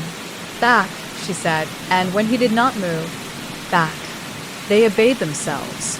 They left the shutters unlatched a second day because it felt like kindness to whatever it is that dislikes the dark. They rehung the nursery sheet because it felt like kindness to themselves. They turned the key in the twin locks together and did not say out loud the thought that had arrived inside both skulls at once. It opens easier for two. The east corridor had laid itself flat for noon. Light showed the dust in the air and the long, polished places on the wainscot where hands had been over the years at exactly the same height. The tall mirror held the image of the opposite wall like a breath taken and not released. Let's not, Nora said. We're not, Julian said, and they managed not to for almost an hour. They tried chairs and positions that would make Elise proud of their practical minds. They held up swatches of bracken against the salon doors and declared that color a liar. They opened the jar on the mantel and let the loop of red thread breathe. The thread smelled like dye and shops and other lives. Nora cut a short length and tied it around her wrist. She tied its twin lightly around Julian's. There, she said. Ridiculous, I know. But if it doesn't like red, let it look and learn we've been warned. He lifted his hand and considered the bracelet the way you look at a new scar. We're ridiculous in the same direction, he said. Good. They went about being ridiculous in other directions, eating at the counter as if a quick lunch could pin the day to a task. Elise returned with pastries and a declaration about draft excluders, the sort that looked like polite animals. She set a calico snake at the base of the dining room door and said, "We will not be beaten by breeze, nor by moth," Julian said, and looped the red thread yet once more across the salon handles where Nora had laid it last night. The thread did not tug this time. It hung like a line drawn by a very steady hand. They almost had a day. The first rung arrived at 4 o'clock, which is an hour that likes to pretend it does not hold crises. Elise was in the kitchen doing battle with a pilot light that preferred a life of contemplation. Nora was carrying a stack of folded blankets up from a trunk that lived under the stairs. Julian was at the far end of the east corridor, deliberately not looking, reading the framed emergency exit chart as if theirs was a hotel, and he should learn the route. He took one careful step backward and met a cool pressure that had not been there the moment before. The sensation of the back of his head nearly touching glass that had learned to walk. He wheeled. The mirror stood exactly where it always had, and yet not quite. The light inside it had a depth that belonged to water. The corridor behind him, reflected, ran longer than the corridor he could see if he turned his head.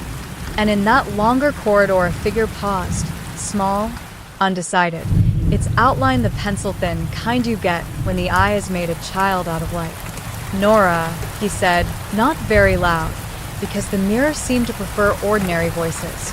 She came with the blankets pressed to her shoulder like a sleeping thing. She saw what he saw, but also what he had decided not to see. The moisture at the lower corners of the frame, as if condensation had begun around the edge of a swimming pool and had been embarrassed to be noticed. It was not much, a faint dark that could be oil. Then one clear drop gathered under the right-hand molding, swelled like a thought, and fell. It died on the runner with the soft gratitude of water finding a home it had chosen. Elise called, "Is that the kettle? Don't leave it," as if disliking boiled-over water might prevent other spills. "It's fine," Nora called back. Then, to the mirror, without meaning to, no. The glass kept its temper. It showed them their faces and did not alter its smile. It was the corridor that betrayed the lie. The faintest slick along the boards, a track no wider than a ribbon from the edge of the frame toward the salon doors, disappearing halfway as if whoever had made it had learned to walk on tiptoe, and then not at all.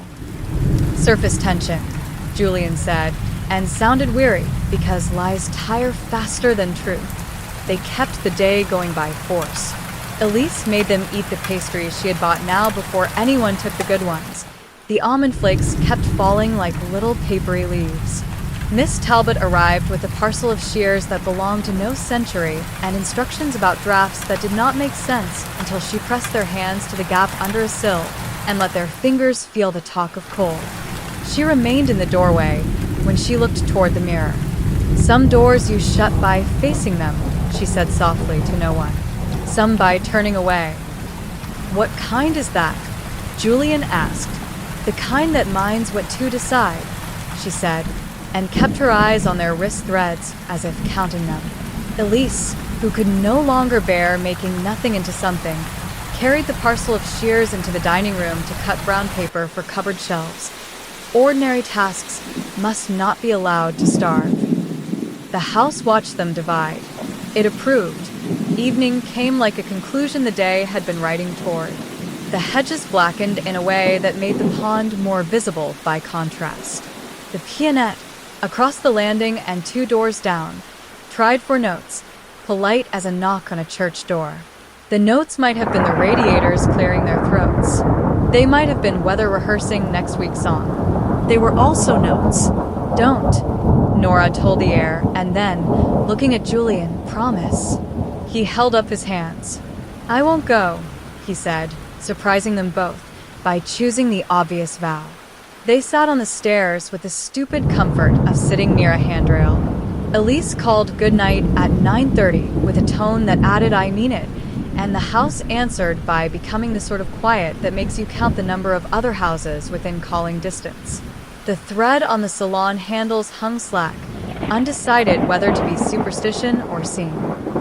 When they finally rose to go to their rooms, they did a thing they had never done before.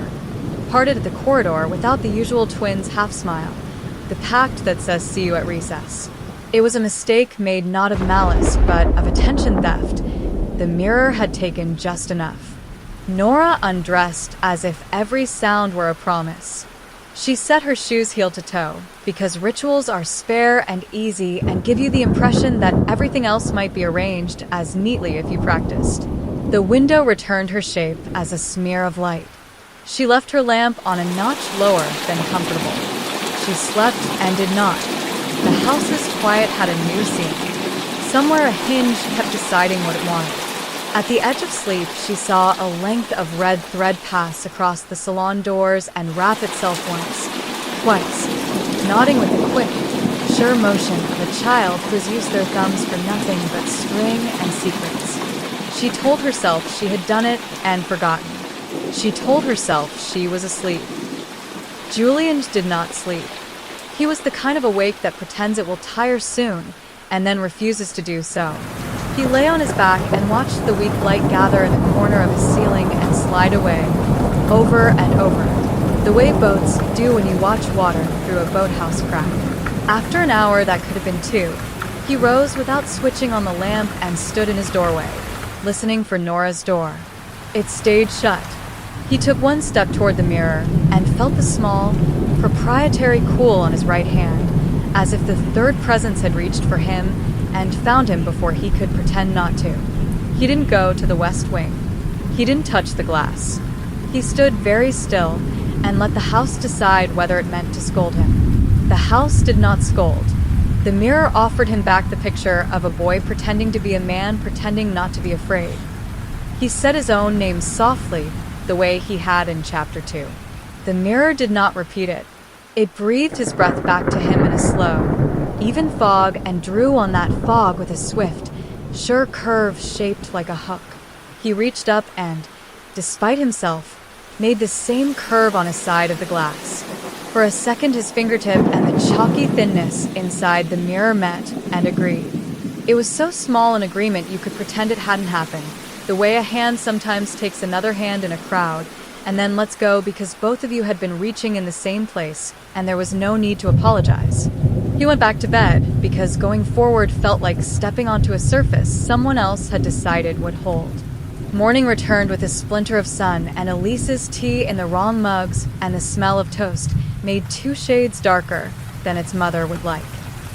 Ordinary love tried its best and almost managed it until Elise stepped to the corridor with a roll of shelf paper under her arm and saw the thing neither child had been ready to face her with. A loop of red thread tied neatly around both salon handles in a knot that required 3 hands to make while you held the 2 ends and the line itself taut. For a moment, Elise considered pride and said calmly, "Which of you is a clown?" The gentleness cost her. "Come on."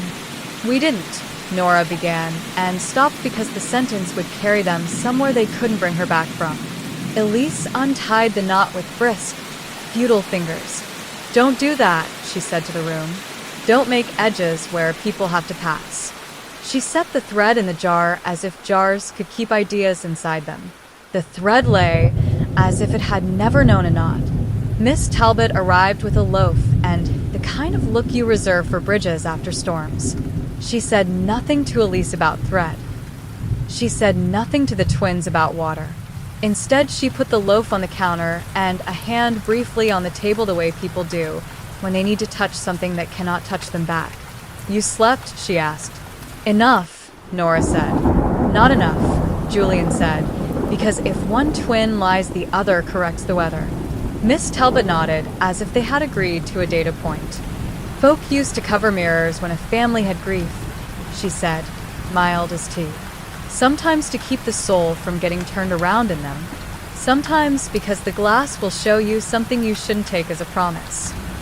She looked not at the pier glass, but at the east-facing window where the light came in without assistance.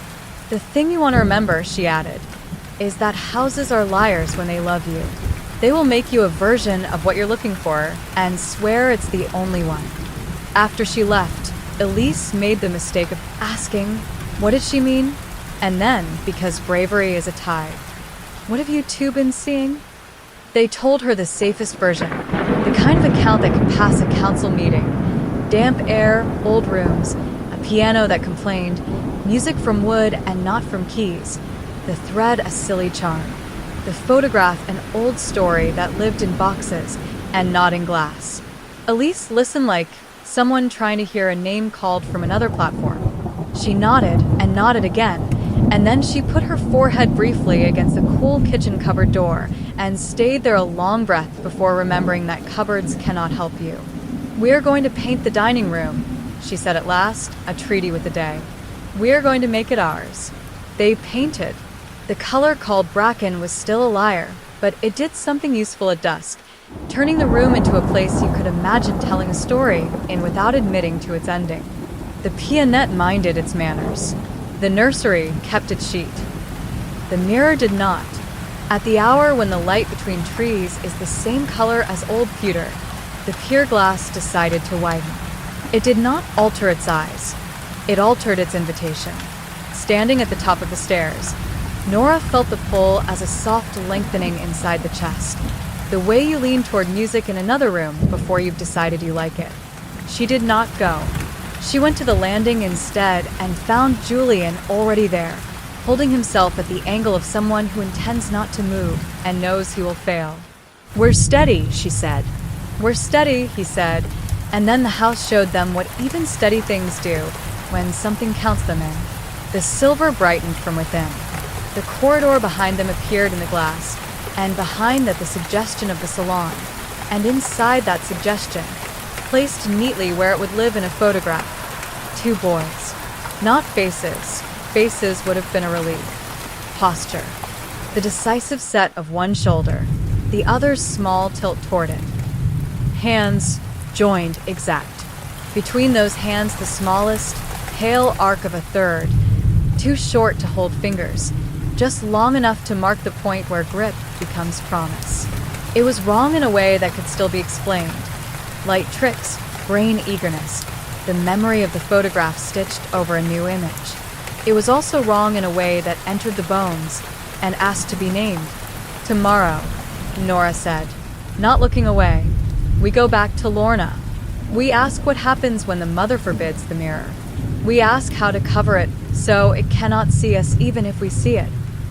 "Tomorrow," Julian agreed, his voice the kind you use when telling a fevered child there will be oranges in the morning. They stood the length of a prayer, and then one more second. The third hand did not lay itself over theirs. Restraint can be a form of invitation. When they turned away, the mirror laughed once, a single bright shape of sound, contained and satisfied, and became, at once, a faithful piece of furniture again. They went to their rooms together and paused at their doors. The pact returned in the little pull of the mouth they had used since school. It was thinner than it had been the week before. It held.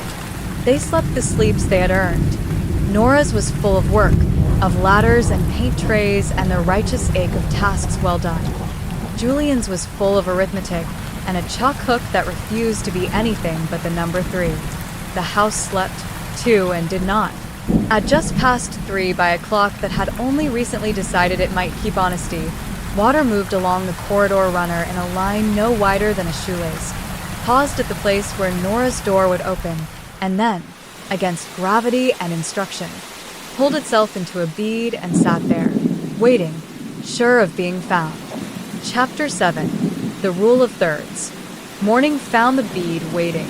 It had not spread, had not crusted into a salt ring the way ordinary water does when it changes its mind about being water. It sat obedient and exact where it had chosen, the corridor's angled light cupped inside it. Nora crouched and saw her own face folded into the curve, the lamp above becoming a small sun that trembled when she breathed. Julian stood above her with his hands in his pockets, as if not taking them out could prevent him from touching what he wanted. "We tell Elise," he said. "And then what?" Nora asked. "We make her choose a story? Pipes or ghosts?" "She doesn't have to choose." "She will," Nora said, straightening. She felt the give of sleep still in her knees, the sticky ache of too little rest. Everyone does. Elise solved the decision for them by being herself, brisk, kind, convinced of tasks. She appeared with a roll of shelf paper under one arm and a mug under the other, took in their posture, and mistook it for something she could mend. "Oh, darlings," she said, and then noticed the bead. The breath went out of her like a door easing in its frame. "Is that?" "It's nothing." Julian lied, and the lie made the bead briefly brighter, as if truth had leaned close and smiled at its own reflection. "We'll check the roof after breakfast," Elise said, moving back into the safety of plans. "And the guttering. Old houses love to test you the first week, like puppies." She kissed their heads, 1-2, and retreated to the kitchen with the air of someone towing a ship by a thread. They waited until the water gave up its audience and became only a dark mark in wool. Then they put on their shoes without speaking and took the lane toward the village. The hedges, rinsed and indulgent, brushed their sleeves. Overhead, swifts scribbled their names in a sky that had not yet decided to be blue. Lorna Keats had already turned the key in the parish room by the time they crossed the square. She wore a cardigan the color of tea leaves and had tucked a pencil behind her ear as if today might ask to be written down. "Talbot said you were sensible," she greeted them, the same as before, and then softer. "Sensible people come back." "We have questions," Nora said. "You always did," Lorna replied. She set out 3 mugs of something that had once been coffee and now was ambition. "Ask them as if you mean to survive the answers." "What happens when a mother forbids a mirror?" Julian blurted. Lorna's hand stilled over the sugar pot. "Depends what else she forbids," she said. "Sleep? Doors? The sight of the lake? A house learns the shape of a band faster than a blessing. If you tell it no windows, it will show you light through cracks in the door. If you tell it no mirror, it will put the room in the kettle and let you see yourself in the lid." Nora swallowed. "And if you cover it, then you are telling the house you know what it's about," Lorna said, pleased. "Not cloth. Cloth is politeness. You want something with weight. Old folk use crepe because grief is heavy, or black serge. Some use salt. Water loves company. Give it another friend to talk to, and it will leave you alone. There were women, your Miss Talbot's grandmother among them, who'd set a basin beneath the frame to catch anything that came through thirsty." She smiled at the memory of the phrase.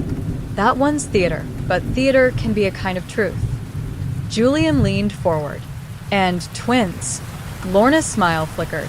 There's a superstition, she admitted. Stitchers used to say 2 make 3, not because of families, but because if you have 2 of something in a room, the room will try to make the picture balance. It's why we used to put a jug between candlesticks instead of another candle, so the eye doesn't go begging for a third. Old portraitists knew the rule without naming it. You set 2, the composition demands a third. It's art's bad habit. Houses have habits too. She looked at the open ledger on the table, at the line that had become a splinter under their skins. He says the mirror shows them together, even when one is gone. When a pair stands before a thing that knows this grammar, she finished, it will try to finish the sentence. The rule of thirds, Julian said, half to himself. Break the symmetry. Exactly, Lorna said. If you must go near, do it wrong. Stand out of step. Look past instead of at. Count 1, 2, and then stop counting. Speak separately. She took up her pencil, drew 2 short lines and a third, hooked, that did not quite join them. It's not law, but it helps. Miss Talbot appeared in the doorway the way she had a talent for doing, carrying a folded bundle of black cloth that had lived in cupboards longer than any of them. Serge, she said by way of explanation, from the last time someone remembered what to do. Nora took the cloth. It was heavy, with an honesty to it no shine. What did they do? She asked. Turned it to the wall, Talbot said. Said names they meant, refused others. Stayed out of step for a fortnight. She handed over a screw-top jar of salt without ceremony. The bowl is for you. I won't have the rector asking why the parish crockery smells of brine until Lent. They returned to the estate carrying the cloth like a folded night and the salt like a small, simple moon. Elise, up on a step stool, was coaxing a curtain into civility. She glanced down, took in the bundle, measured their faces, and decided to be a mother who entertains and then gently dismisses superstition. Trying out the old ways, she said, eyebrows bright with kindness. All right, if it helps you sleep, it's worth doing. Just don't scratch the wood. They did it with as much daylight as a day would grant. Miss Talbot stood by as witness. Elise, persuading herself the gesture was theatrical, fetched a runner to place beneath the mirror's feet. Nora and Julian unrolled the cloth together and felt the drag of its weight. Even the air changed when they lifted it, the way rooms alter when someone brings in winter. Names we mean, Nora said, surprising herself. 1. Our mother. Elise looked at her sharply and then, unable to resist, took the line. And 2, you, each of you, as you are. Julian tried to think of a third name and couldn't come up with one that didn't venture where he wouldn't dare. None, he said instead, which was either clever or exactly wrong. They covered the mirror. The surge took the light and silenced it. The room exhaled in relief the way a throat does when a scarf is loosened. They set the jar beneath the frame and poured the salt into a shallow white drift. It looked foolish and sure. Turn it, Miss Talbot suggested, as if offering a second dessert. Can we? Elise asked, already moving a chair without complaint. The frame was heavier than it looked, and also not always so. When Nora and Julian lifted together, the first inch was like lifting a sleeping friend. Compliant, then suddenly all weight. The third inch became easier, as if something inside had decided to help them. They edged it out, pivoted, felt the floor's grain argue, and then agree. When the mirror faced the wall, the house blinked, astonished to have its grammar rearranged. On the back of the walnut, along the central brace that held the glass, someone had scratched a mark with a nail. Not letters. 3 small lines, the third hooked, the same curve Lorna had drawn with her pencil, the same curve the mirror had made on breath. Below it, older, ghosted by time rather than made upon it, a pair of handprints low and close together, the size of a child's hands pressed in a hurry. Elise touched her chest with the back of her wrist, as if checking the temperature of her own fear. That, she said carefully, is not going to live in my head. Miss Talbot was already uncoiling a length of cord from her pocket. We secure it, she said. Mirrors like to turn themselves toward company. They fixed it modestly in place, a loop of cord from frame to brass bracket, knots tested, the way you keep a painting from deciding to learn about gravity while you sleep. They tucked the serge neatly. They left the salt as if feeding a bird. The house adapted. That afternoon contained a length of ordinary so long it felt almost rude not to thank it aloud. Elise found the pilot light's trick and made soup that behaved itself. The pianette kept its counsel. The nursery sheet stayed still. Even the corridors will dried completely at the place where the bead had sat, leaving only a small oval of darker nap, a shade like old silver. They were polite to their luck. They spoke separately out of time.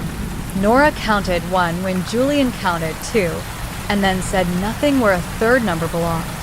When they passed each other in the corridor, they glanced at opposite walls. Their wrists wore the red thread like quiet flags, a human declaration stitched to the pulse. At dusk, the house put on its evening lamps, the small theatrical sigh of a match, the almost musical shimmer of a radiator deciding to be warm at last. Elise went up early, heavy with the day's brightness. Miss Talbot, who never stayed past 9, made a brief tour of doors as if she were a keeper and the rooms her creatures. "Do not let it teach you how it wants to be loved," she said at the threshold, making the sentence sound like a blessing. "Teach it how you will be." They sat on the stairs because the stairs had lately forgiven them. Between them lay a small armistice of carpet, the color of rain when it's thinking. "Do you feel it?" Julian asked. "No," Nora said, and did, of course. Not like a pull, like the sensation of being counted.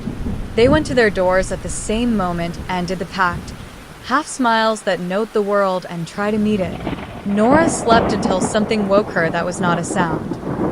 She opened her eyes into a dark that felt clear rather than crowded and knew, at once, that the mirror had turned itself. She didn't get up. She lay very still and refused the invitation of certainty. She listened for the scrape of cord, the scold of nail, the apology of bracket, nothing. Then, not from the corridor but from inside her room, there was the particular coolness she had learned to name, thin, intent, like air from a church on a summer noon. She sat. The window gave her back a smear that was her face. On the far wall opposite the bed, where there was nothing but paint and the shadow of the wardrobe, 3 small wet ovals had appeared as if a child had pressed their hands there to see how hands looked on plaster. "Nora?" Julian's voice, through the door, right, measured, not yet urgent. "Yes." "I think it's turned," he said. She rose and opened the door. The corridor did not look wrong. Wrong had learned restraint. The mirror stood exactly as they had left it, back to the hall, serge fallen straight. The salt in the jar slipped clean. The cord was tight, and yet, standing side by side, they felt the softest current of air pass them and curl along the cloth, the way a draft moves when a door has been opened on a larger space behind it. A sound came then that the mind could file only with difficulty, the hush of a fingertip drawn slowly along thick fabric, down and then up, down and then up, the way you might soothe a fretful child who could only feel. The surge deepened where the path was made, as if the cloth could learn to bruise. "Don't," Nora said, and it was not a plea. They kept their feet out of step. They didn't reach for each other's hands. They stood near and separate and let the sound conclude without being satisfied. The cloth stilled. The air thinned. Somewhere, small and exact. The pianette offered a single note, the way a throat releases held breath after the danger has walked past the window. Elise slept. The house did the thing it had been perfecting. It waited. Morning brought a new treaty and a test of it. On the kitchen table lay a square of paper in Elise's hand with a list. Bread, screws, bulbs, apples.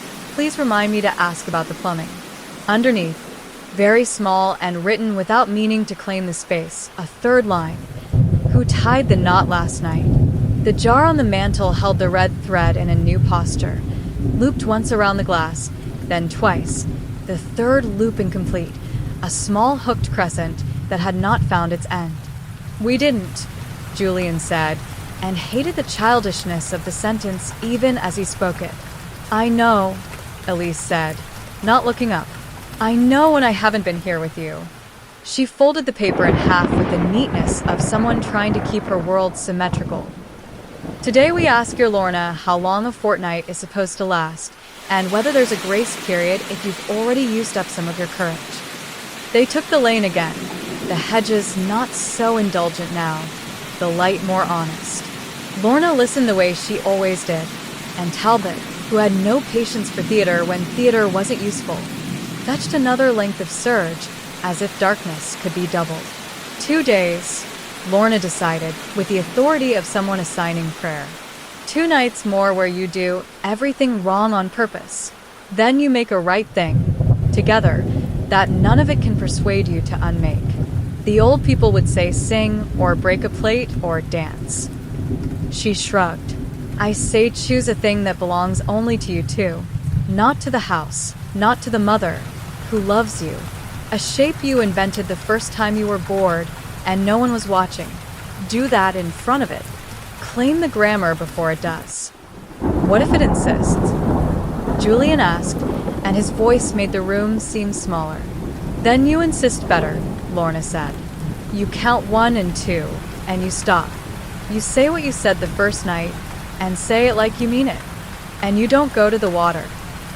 She took off her glasses and cleaned them on her cardigan, a gesture that made her suddenly very human.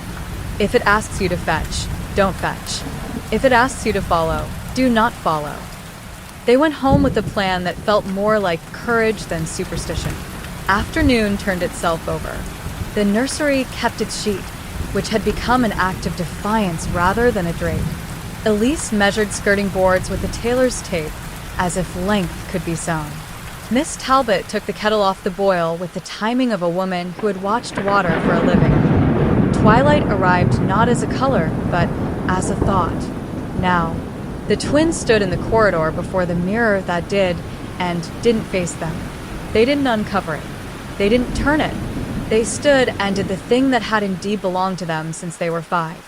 They tapped 4 times, Nora. Too fast, Julian. Too slow. Then both snapped their fingers and pointed the wrong way on purpose. A ridiculous little refrain that had once made them laugh in dentist chairs and waiting rooms. They did it without looking at each other. They did it with perfect wrongness. "Say it," Nora whispered. "We are not you." They said, "Not together." Her first, him last. The words overlapping like waves that didn't agree on the beach. "We are ourselves." The surge moved in a small, offended way, like a curtain in a theater when someone tugs at the rope and the curtain decides to ignore them. The air pressed in, then away. Behind the cloth there was no laugh. There was the impression of a hand searching and not finding purchase. "Again," Julian said, and they did. They broke the step. They refused the third. They claimed what was theirs and not borrowed from the dead. The pianette, as if in answer and objection both, played 2 notes, not 3. A chord you could almost finish in your head, and then would not. They left the cloth in place. They left the salt untroubled. Elise, when told of none of it, because love is a choice of how much story you can bear, slept. Miss Talbot, who knew more than she said, watched from the gate and counted stars under her breath like numbers in a ledger you keep for old debts. The house held. The mirror sulked. The bead did not return to the runner. At somewhere near 3, the hour that had been choosing them lately, the boathouse door. On the far bank opened 1 measured inch and closed again, the way a mouth shuts when it remembers good manners. No one saw it.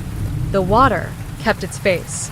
But in the morning, when Nora pulled open her door, there were 2 sets of marks in the dried place on the corridor runner, where the first bead had chosen to learn the carpet. The prints of bare heels and toes, paired and parallel, pressed there as if 2 children had stood very still while deciding whether to knock. And between them, exactly between, A third, lighter, incomplete. The suggestion of toes and not the weight for heels. A hooked little crescent where a foot had not yet learned how to be a foot and, absurdly, had left its signature anyway. Chapter 8. The Between Door. They left the prints undisturbed. The runner had dried everywhere else, but in that narrow strip between their doors the marks had set like a thought into fabric. 2 small pairs of toes and heels parallel, and a third lighter impression between them that had not committed to weight. Elise stepped over them without looking down, a gift or a refusal. She had a hammer in one hand and a bundle of curtain hooks in the other, and moved through the corridor as if velocity itself might seal the day against intrusion. Lunch in an hour, she called, promising a normal that made Nora love her and worry for her in the same breath. They added salt to the jar as if it were a fire they meant to keep, pouring a white drift that made the glass seem to hold a winter. They checked the cord behind the mirror, the bracket, the knots Miss Talbot had insisted upon. The serge hung heavy and unpersuaded. When Nora put her ear to the cloth, she heard the sound that cloth makes when it is being listened to from the other side. "Not today," she murmured, a sentence to the fabric rather than to whatever waited behind it. They were dutiful. They did the wrong things on purpose. Nora counted 1. Julian counted 2, and they left the third number in the air like a held no. They passed each other walking out of step. They did their 4-tap snap and pointed in opposite directions, a childish charm that felt, today, like a hinge they had their hands on together. The house accepted their rules and found new paths. The kettle lid wore a film that refused to clear. When Elise lifted it, her steam-blurred face in the shine looked briefly accompanied. The glass of the dining room picture, no portrait, merely a print of migratory birds Lorna had pressed on them for cheer, hazed at the edges and would not stay dry. A shallow dish on the windowsill gathered 2 beads of condensation that trembled in place without falling, as if they had decided to be ornaments. "Humidity," Elise said, and opened a window. The air that came in did not identify itself as weather. It smelt a little like the boathouse. They had promised not to go to the water. They had promised each other, Lorna, Miss Talbot, and whatever part of themselves had been born wary. They kept the promise, if the promise was defined as they did not step off the lawn. From the terrace the pond showed itself without shame, a coin of dark metal among rushes, the far bank trimmed by the boathouse like a nail. The door that had opened, measured, and closed again in the night wore its crack now like a posture. Light lay on the surface of the water, and then slid under as if the pond had learned to keep it. The breeze did not move the reeds. They arranged themselves as if instructed. "Elise will see it," Julian said, which split the sentence. "Fear on the left, hope on the right." "She won't," Nora said. "She'll see curtains." "Good." "Bad." They went back inside because the lawn began to feel like liminal space and not grass. The house had put on a pleasant domestic hum to which Elise added the percussion of hooks, and a tune sung under her breath that might have been a nursery rhyme and might have been a line of talk to herself. In the west wing the sheet over the nursery mirror hung obedient. The peonet's muslin had not shifted. The shutters they had unlatched 2 days ago had settled into a content parting that let in exactly enough light. "Perfect," Nora said, and jumped at the sound of her own relief. "Perfectly wrong," Julian corrected, and earned the look she saved for him when he named a thing they could not yet afford to say. They made sandwiches with the care of people engaged in delicate work. Elise bit into hers and made a sound of exaggerated joy. The twins smiled because they understood the performance and loved the performer. "We can go into the village after," Elise suggested, her face brightening at the prospect of errands that looked like citizenship. Bulbs for the hall, a throw for the sofa. Miss Lorna mentioned a Saturday market, perhaps. "Another day," Nora said gently. The idea of leaving the house unsupervised felt like leaving a toddler next to matches. Elise nodded. She refolded the paper bag the bread had come in and slid it into the drawer where you keep good bags, the gesture of a person trying to prove thrift to an invisible audience. "All right," she said, and returned to the curtain rod as if it were a task that might understand being completed. They were nearly grateful for the ordinariness when the first true oddness arrived. It was not the mirror, it was the hallway just beyond it. Nora felt it before she saw it. The slight give under footboards where there should have been none. The corridor had the very faint sense of a dock, yield and then stubbornness. She looked down. At the skirting board, a thin line of what had started, traveling along the juncture where wood meets plaster, darkening the paint by degrees as it went. It did not flow from the kitchen or any pipe she knew. It originated at the outside wall as if the lawn had sent a messenger. Julian knelt and held his palm out. The moisture licked his skin and sat there without running. Like river water, he said. Nobody. They watched the thin line travel toward the salon doors and stop at the exact center of the wall, where a door would have been if the house had been designed by a different architect. It did not go farther. It sank into the grain as if the skirting board had been thirsty in that spot all century and had finally been served.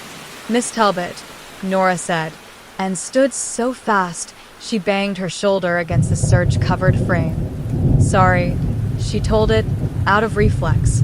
Miss Talbot knew as soon as she crossed the threshold. She lifted her chin a degree, listening to her boots. "Good," she said, which meant, "You told me when I can still call it a nuisance." They showed her the line. She crouched, pressed a knuckle to it, tasted the air above it like a person who has learned what rain says. It hasn't broken in, she decided. It's sorting itself. Salt. We'll need more than a jar if it decides to be earnest. In a minute, she had a line of thick white across the floor beneath the serge, crossing the corridor between their doors like a rude barricade. It looked theatrical. It smelt like patience. "Step over, not through," she told them. "And count as you do." "1," Nora said. "2," Julian said. They didn't find a 3. "What happens if?" Elise began, trying to make sense of grown women salting her hallway. Miss Talbot forestalled her with a voice bright enough to be believed. "Old houses," she said. "Always give them a little theater. They love to be humored. Makes them docile." "Docile," Elise said, and seemed truly comforted by the syllables. The afternoon laid itself down like a clean sheet. Salt quieted the skirting board. The thread on their wrists warmed to skin and felt like nothing. The house attempted to remind them that it had windows. Light moved across floors in patterns that could be mistaken for grace. The momentary, dock-like give vanished. Even the pond disguised itself as decorative water when seen through the salon's glass. Nora knew it wouldn't last, but she allowed herself the hour. Twilight shivered the glass. The lamps in the hall came on with a collective little sigh. Elise went upstairs humming half the melody she'd been humming in the morning and left the twins with a list for tomorrow that began with bread and ended with "Ask Lorna about bulbs." Miss Talbot took her leave at the front door, testing the way it shut and nodding as though that mattered, then lingering just long enough to look not at the mirror but at the wall it faced. "You turned it," she said, as if they might have forgotten. "We turned it," Nora said, feeling suddenly like a child who had done well on an exam and wanted the mark to be recognized. "Keep it turned," Talbot replied. "Things in this house like to face company. Don't let them." They did not mean to go near it after that. They meant to make tea and sit on the stairs and speak in the wrong meter and refuse the urge to align themselves. But there is a difference between intention and gravity. The corridor gathered them as surely as if it had been designed on a painter's grid. They found themselves where they should not be, with their backs to the salt line, the surge in front of them like a knight tied to a frame. A movement then. Not the cloth, the air. The sense of a door opening onto a room without windows. The hair along Nora's arms rose, not with fear, but with the body's recognition of being counted. She reached unconsciously for Julian's wrist and checked herself before she made the third contact that the mirror had always desired. The cloth inched, not out, Down. The bottom edge, which had hung straight all day, crept toward the floor by the measure of a breath. It was the way a curtain does when someone inside a room lowers it an inch to see whether the street still exists. No, Nora said. Not a request, Julian whispered, which made her angrier than fear would have. She stepped back hard with her left foot. He stepped forward half a pace with his right. Out of step, out of sympathy. The surge paused, then held where it had dropped, as if embarrassed. They stood their ground. The cloth stayed. The air thinned, reluctant to admit defeat. The pianette, far away, offered a single note and then, obedient to their new rules, refused to make the two that completed. I wish we could, Julian began, and then the mirror made a wish for him. The corridor brightened, not all over, but inside the rectangle the cloth described. The surge did not go translucent. It went topographical. Light rose through it from the frame like a map under tracing paper. The shape arranged itself into a familiar geometry. The long room, the windows, the hint of a lake you can render even when your hand won't draw. There, at the nearest corner, two sets of footprints appeared briefly as darkened grain on the cloth itself, at the place where their own corridor runner had been marked this morning. Between them, paler, a third that was almost something. It lasted only a second. The cloth remembered it long enough to forget it well. Enough, Nora said. She felt the desire to tear the surge down with her hands, and also to nail it to the wall through the frame. Instead, she did what Lorna had taught them. She turned away and did their ridiculous rhythm. 2 fast taps and 2 slow, and a snap and a point, without looking to see if Julian answered. He did. They walked to their doors and did not look back. Elise's soft call of good night drifted down. The house did its list of evening noises and then pretended to be the sort of place where only wind learns stories. They slept because bodies do, even when their minds are busily commissioning watchmen. Sometime near 3, the hour that had started to find them even when they hid, Nora woke to a wet cold along her forearm. She sat, startled, and saw that the red thread at her wrist had soaked itself, as if she had been bathing and forgotten to dry. The damp had a smell she knew now, pond at the depth where light goes thin. She swung her feet to the floor and found it dry. She stood and opened her door. Across, Julian's door opened too. He held his arm out in the half-light. The thread there was wet as well, water beating along it and sitting stubborn, refusing to drop. The surge was still. The salt was untroubled. The air tasted the way it does when a storm has decided not to happen. And yet, from the far side of the house, there came the equivalent of a voice spoken in the right register to be heard in sleep. Not words, not even syllables, just the syllabic weight of their names turned into intention and returned to them. You too. Here. No, Nora said, and the words shook like a line in the water when something passes under it. She took one step toward Julian, not toward the mirror, and felt the thread dry between her fingers as if the denial had healed. He took one step back toward his own threshold. They made a new symmetry without touching. The voice, the not voice, moved down the corridor in a shape neither of them could see, a child's patience practiced by something that had had far more practice. It stopped at the salt line and then continued, not through it but by rising. The air above the line thickened to the height of a child's hand and crossed.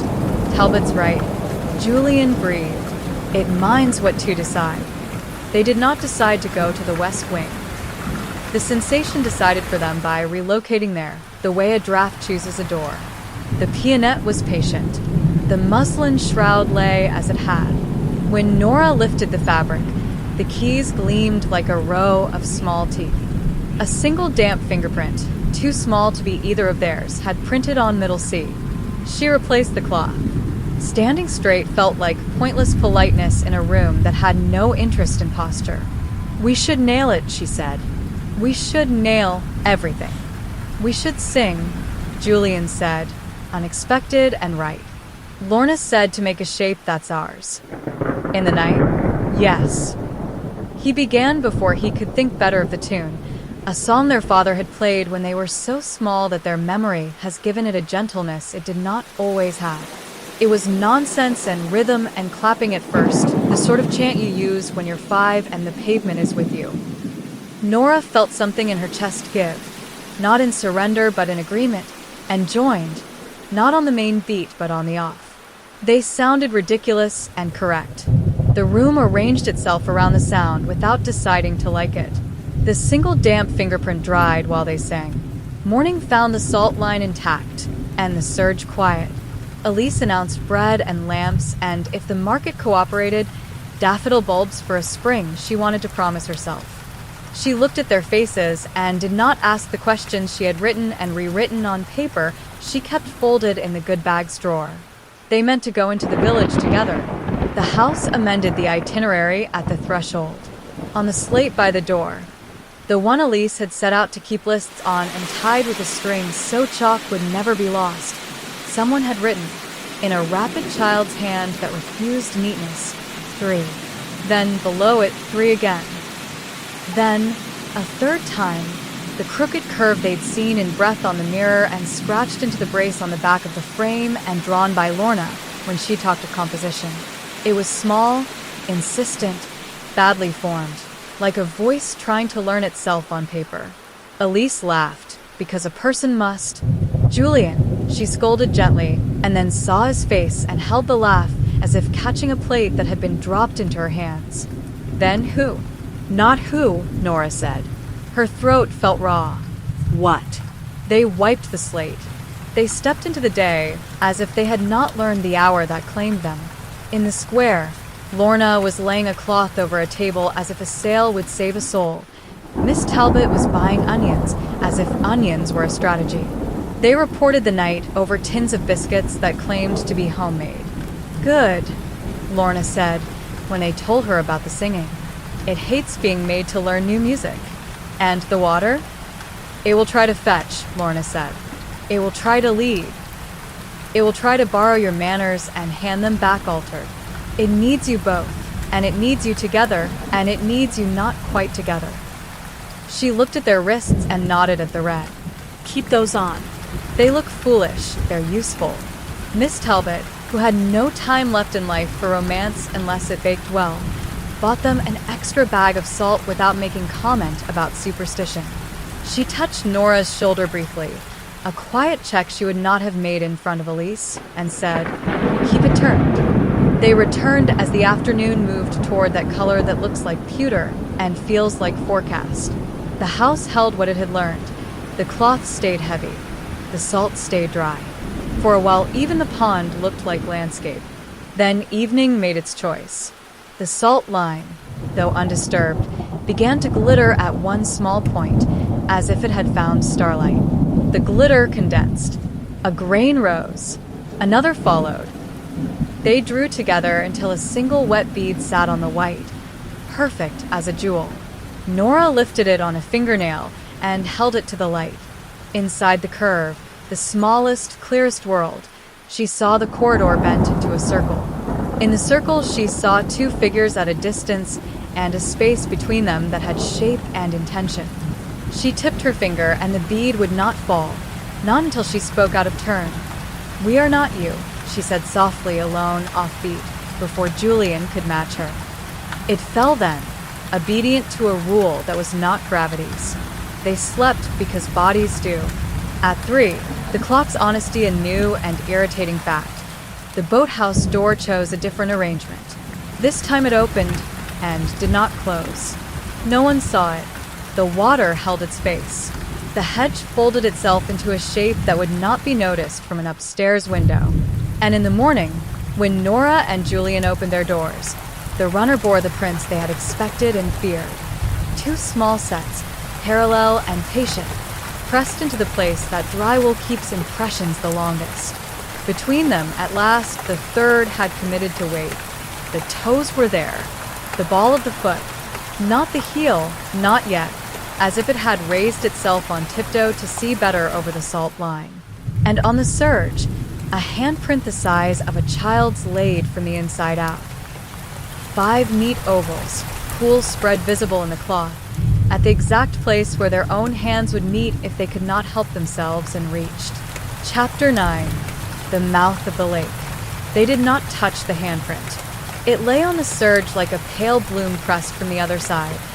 5 small ovals and the web between, a geometry so tidy it seemed drawn. Elise saw it because she could not see it. She stared long enough to make a laugh build. The kind used to break ice, and then, correctly, did not let it out. Condensation, she said, astonishing herself with the word, and went directly to the kitchen to find a cloth that would never be asked to do this job again. "Don't," Miss Talbot said, too quickly for a woman who liked to ration her urgency. "Let it dry. If you rub at a thing that wants to be seen, it will just learn a better way to right itself." Elise's fingers tightened on the clean towel. "How long?" she asked too evenly. "Do we live like this?" "Not long," Lorna said from the threshold, surprising them all. She had not. The door had behaved as if a woman with a ledger belonged anywhere. A fortnight if you're stubborn, a week if you're clever, 3 days if you're lucky. She set a paper bag on the hall table as if deliveries from the parish rooms were ordinary. The bag rustled, the small sharp smell of iron rose.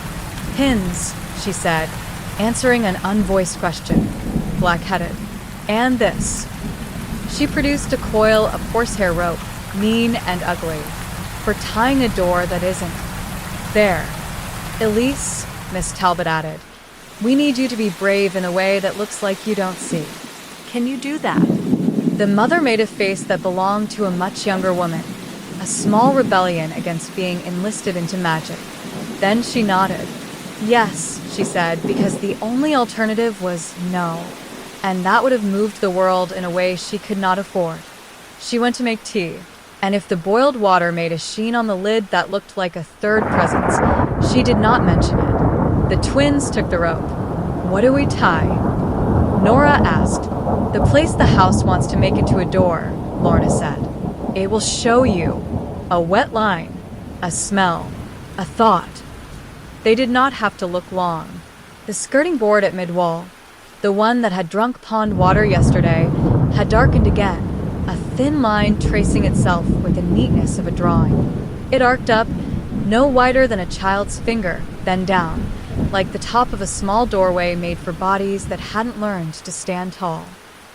The paint swelled and then accepted the damp with a little shiver. "Here," Julian said. "Stay wrong," Lorna reminded, soft as a metronome. Nora stepped left. Julian stepped back. They held themselves out of sync. Miss Talbot passed the rope across the painted line and tied it to 2 brass brackets she screwed into the wall with the grim efficiency of a woman who had done so for barns. The horsehair bit her palms. She did not complain. The rope sat low, a joke of a barricade, laughable until you understood the grammar it defied. "You'll step over it," Talbot said, "like it's a child sleeping." Elise brought tea to the corridor. She did not ask why they were tying horsehair across plaster. She kept her composure by measuring cups. "Sugar?" she asked. When no one answered, she put the bowl down with care. "I'm going to the market," she announced, the voice of a person who needed an errand. Bulbs. Bread. "We could all use bread." Nora looked up. "We'll come." "You'll stay," Miss Talbot said, with a kind authority Elise accepted in other contexts on Thursdays and hated in her own house. She put on her scarf and chose to be obedient. Out of love, not superstition. "Back quickly," she said, and meant it as an order to time. The house watched her leave. It had learned to appreciate performances of ordinary. It let her go without theatrics. They filled the hours like sandbags, pinning the serge tighter to the frame with Lorna's black-headed pins, adding salt to the jar until it was merely a little beach, counting wrong and speaking over each other, and refusing to let their hands meet. The pianette kept counsel. The nursery sheet kept its temper. The handprint on the serge dried from the center out, leaving a dark ring, and then nothing. The way water teaches you absence. At 4, again that treacherous hour, the house changed its breath. The corridor lengthened. The lamps were not lit, but light altered anyway, the way it does when a sun goes behind a cloud you cannot see. Nora lifted her head like an animal and knew, without looking, that the boathouse door had done something. They had promised not to go down. Promises are good. Some hours require more. Jules, Nora said. It wasn't a question. I know, he said. His face was a color she had never seen on him, drained and sharpened. He took their mother's coat from the peg and brought it not to bring her into the moment, but to keep his hands from reaching for the wrong thing. We go together, he said, and we step wrong, and we don't look straight. Miss Talbot blocked them at the threshold without moving. She did it with history, not bodies. You will not go without me, she said. Give me 1 minute to tell Lorna where we are going. So, if this house lies to us, someone else will remember we walked out of it. They waited. It was the longest minute of their domestic lives. The path to the water had been a path all week. Today it felt like a sentence that had made up its mind. The hedges did not brush their coats. They watched. The lawn's small humps ceased being grass and became the knuckles of something Earth had swallowed and meant to return. The boathouse door, which had liked being a suggestion, had decided to be open. One full hand's width now. The kind of invitation a child makes when told to share.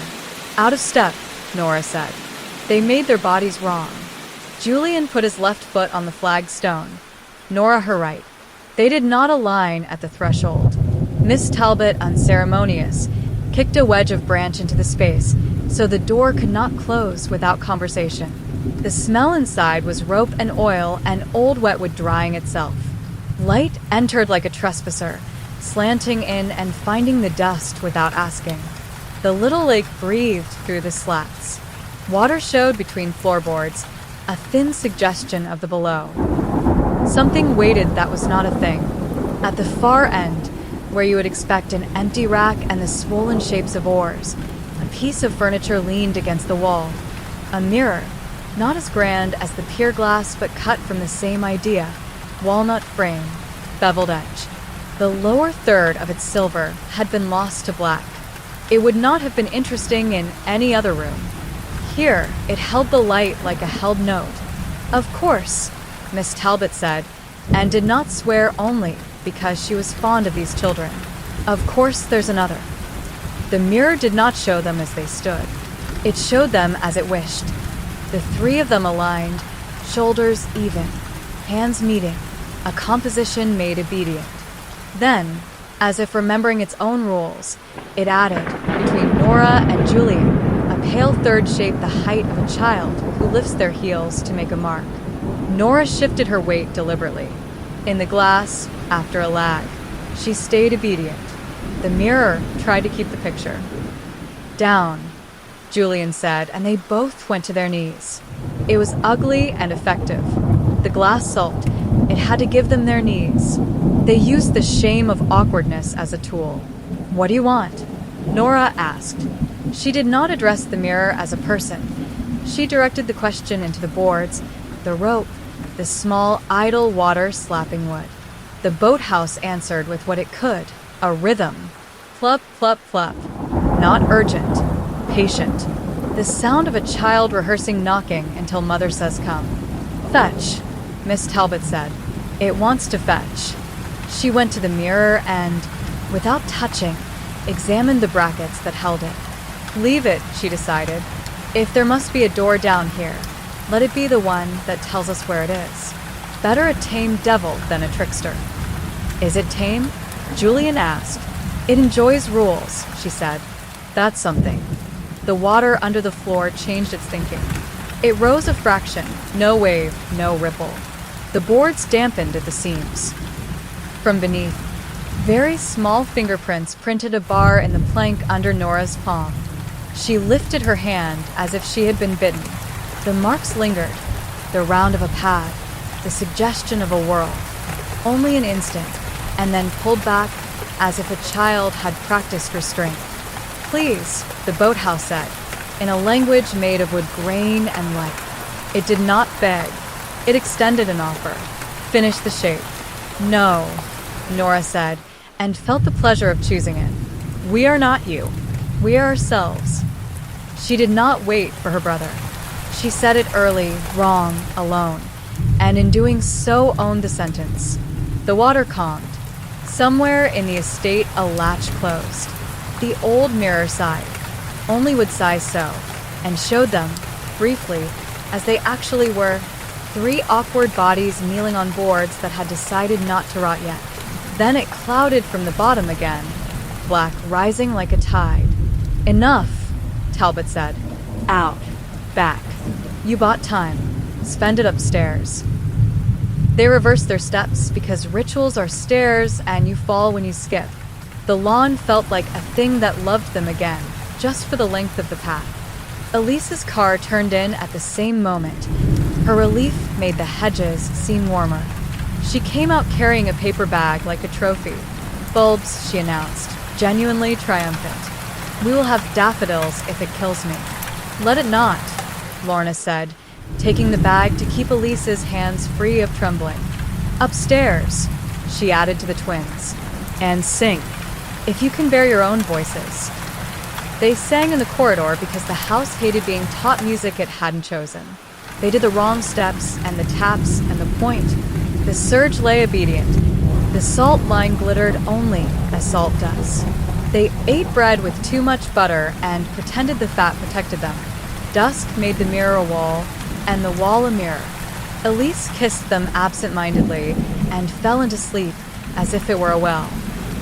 Miss Talbot checked her knot on the cord behind the pier glass and promised herself she would add another bracket tomorrow.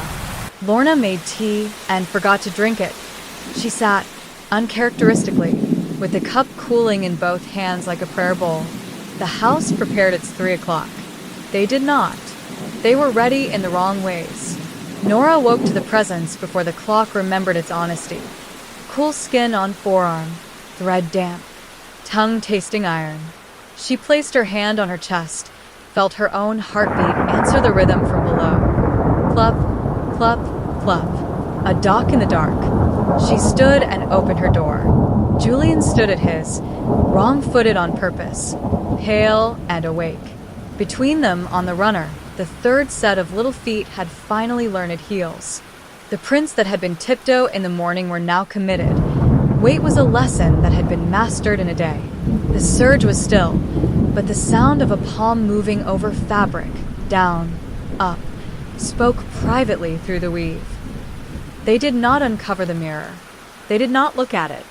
They went to the horsehair rope. It had grown wet and impossibly warm, as if something had been holding it for a long time.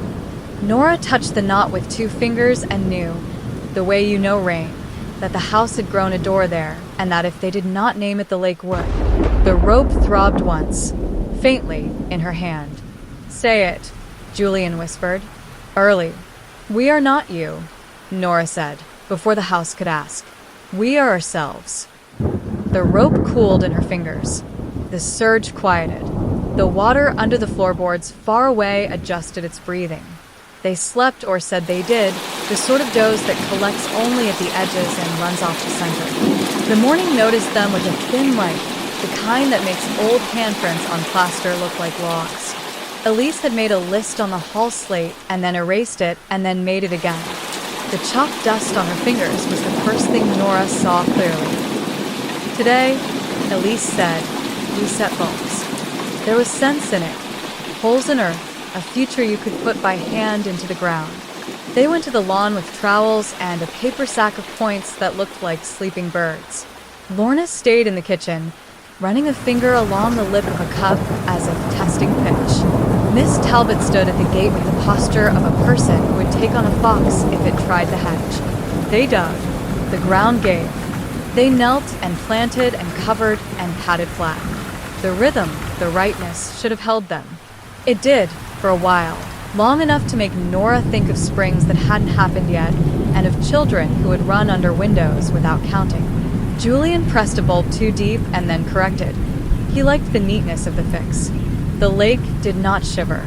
It waited.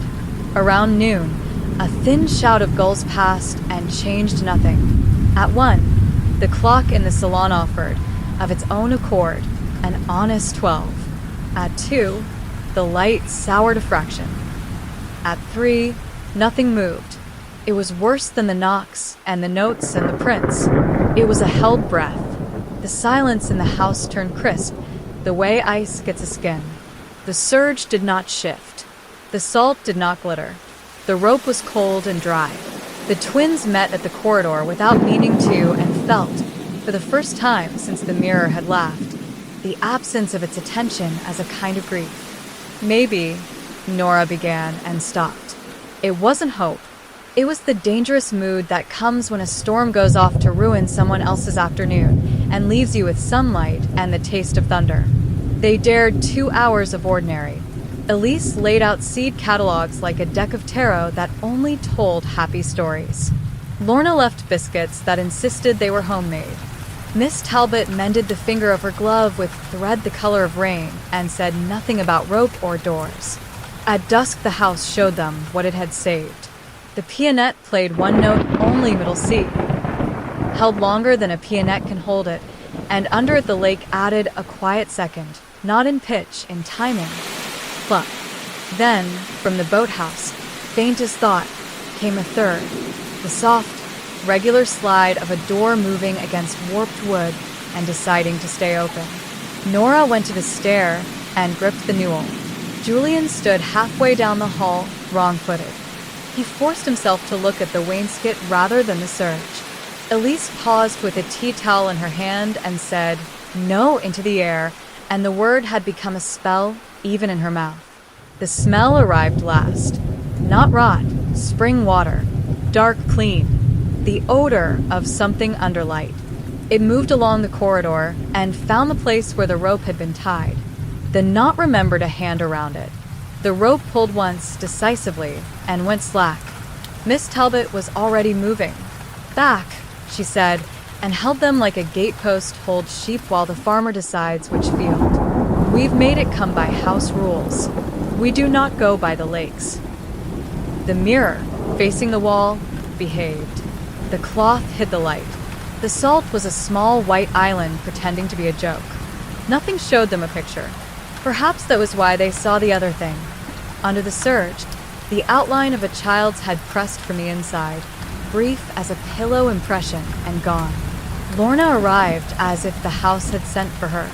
She carried a basin and a hymn. "Cover the floor," she said, practical. "If it gets ideas about the boards, teach it to prefer the bowl." They set the basin before the surge. It caught nothing. It had dignity anyway. Night took upstairs first. Elise went to bed with a book and woke an hour later to her own name spoken by a voice that sounded exactly like her own voice in the next room saying her name. She did not go to it. She curled in the middle of the bed and put her hand on the cover as if pressing a sleeping child's back. The cover did not rise and fall as a child's does. She stayed anyway. Downstairs, the twins took chairs opposite the mirror and faced not the cloth but each other. They sang their foolish chant. They tapped and snapped.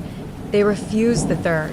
Between them on the carpet lay the space the mirror had wanted all week, and it stayed empty because they would not grant it weight. At just after 3, habit now, the basin in front of the surge filled to the brim all at once without having been filled. The water was clear and spare and made a meniscus as precise as a clock's face. Nora stood and looked down and saw, not her reflection, but the ceiling. The ceiling gave her back the shape of the cloth and the frame. The cloth held, the frame held, the water vibrated once and then steadied. A single bead lifted out of that full bowl, traveled along nothing, and landed in the middle of the space between their chairs. It made no sound when it struck the runner. The circle it left was the exact size of the first bead on the first night. Again, Nora said when her tongue remembered how to move. "We are not you." She said it alone wrong early. Julian said it late wrong. The two wrongs overlapped and became correct. The water in the bowl trembled and lowered a fraction, as if some law had been satisfied and remained. Elise was in the doorway then, barefoot, hair ungoverned. She had not slept. She had come because mothers have a sense beyond superstition and doors. She saw the bowl. She saw her children. She put one hand to her mouth and held it there as if to keep words from escaping and giving the house a new grammar. Then she went to the surge and placed her palm flat upon it, like a woman swearing to tell the truth. The cloth cooled under her hand. For an instant, the impression of her palm lay there beside the small handprint inside, a meeting separated by weave and custom. "This is enough," she said, the tone you use on a toddler building a tower in the middle of the road. "You've had your game. We keep our children." The house listened. It is possible for a place to be chastened.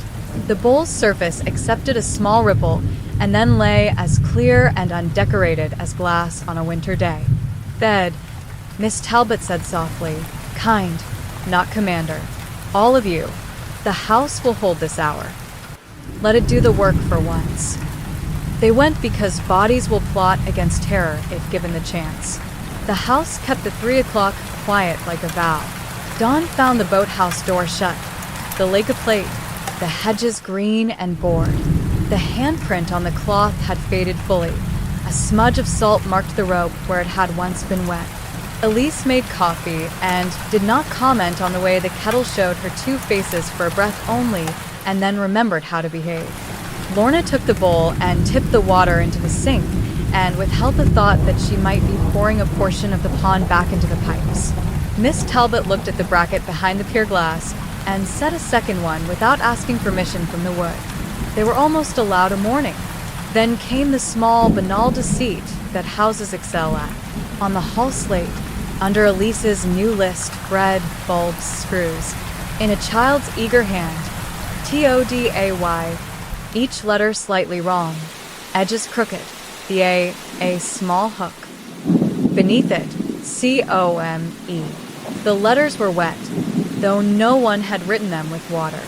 "It's learning words," Julian said, and hated how proud of it he sounded. Nora took the slate and wiped it. "We do not fetch," she said, and put the chalk in her pocket as if language were a tool the house had to borrow. That afternoon the sky went the color of zinc. The air watched them more than moved. They did ordinary with ceremony. Bulbs, bread, hooks, soup. They did wrong with loyalty. Steps, taps, out-of-time speech. They did not go to the water. They turned the mirror and pinned it and tied it and salted it and sang. At dusk the lake altered without moving. It changed from a thing outside the house to a thing the house wore, like an idea. The smell came into the corridor without admitting it had done so. The bowl, which had been a good soldier, offered up 1 bead and then, extravagantly, 2 more in quick succession. The third landed between the others, exactly between, making a small hooked crescent where the 3 circles met. "What does it want?" Elise asked, not to be included, but because she could not bear not understanding what she was refusing. "What it wanted then," Lorna said. "What it always wants of twins. Completion. And what do? We stay unfinished," Miss Talbot said, and the bluntness made Elise breathe out as if she had been holding her chest against a door. Night came. The hedge made a noise that was not wind. The clock tried to be honest and got bored and stopped. The pianette offered 1 note, and then, like a priest laid low, refused its post.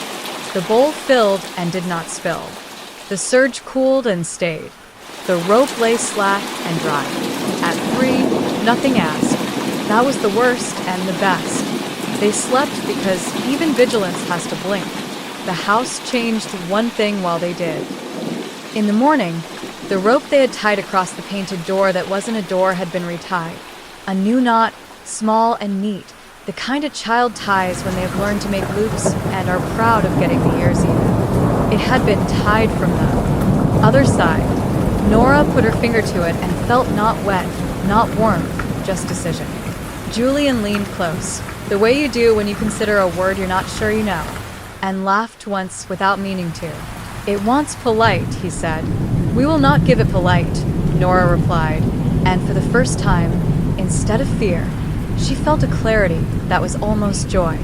"Tonight," Miss Talbot said, with the tone of someone setting a practical plan, "the 3 of us sit with it and starve it of thirds. You," to Elise, sleep. "You do not keep watch. Mothers are mirrors when they're tired. We keep you ignorant on purpose. That is my kindness to you." Elise wanted to argue. She closed her mouth instead and kissed both twins, 1, 2, sealing the instruction with the oldest third there is. They made the house ready as if for a siege. Salt freshened, surge checked, rope knotted twice, bowl half filled to bait and keep. They sang the chant Lorna claimed and hated.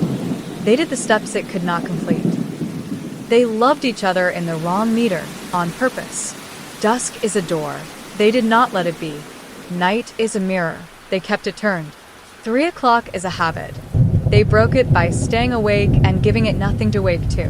When the sound finally came, it was not the lake's patient flub or the mirror's contained laugh. It was a human sound from outside, a call on the lane, a child's voice, high and ordinary and tired. Mum? Elise was halfway down the stairs before anyone could stop her. Lorna's hand on her arm was a miracle of strength. Miss Talbot's look had iron in it. It knows the grammar, Talbot said. It will try Mother next. Elise cried, without tears. But what if it's someone else's? It is not, Lorna said, short and kind. Someone else's child belongs to their own mirrors. The voice did not repeat. The hedge squared its shoulders and pretended to be plant. The house cleared its throat and pretended to have always been quiet. They waited standing for the hour to look away. It did, resentfully. Morning found them there, 3 adults and 2 children who had learned how hard it is not to finish a pattern. The pond kept its face. The boathouse stayed shut. The bowl on the floor held 3 beads exactly and no more. The rope held it small, neat knot tied by a hand that had never before tied anything. The house had stopped fetching. It had learned to invite. Chapter 10. The Unfinished Pattern. They did not answer the invitation. The slate lay on the hall table, wiped clean and dusty, as if the word that had learned to write itself there had been a rehearsal and not a demand. The horsehair rope across the painted knot door held with its small, neat knot tied by an earnest hand from the other side. The bowl before the covered mirror kept its 3 beads and refused a 4th. Daylight made an honest job of the windows for the first time in a week. Today, Elise said, with the diction of a woman declaring a treaty with time, we finish nothing. Lorna smiled at the phrase as if recognizing a hymn.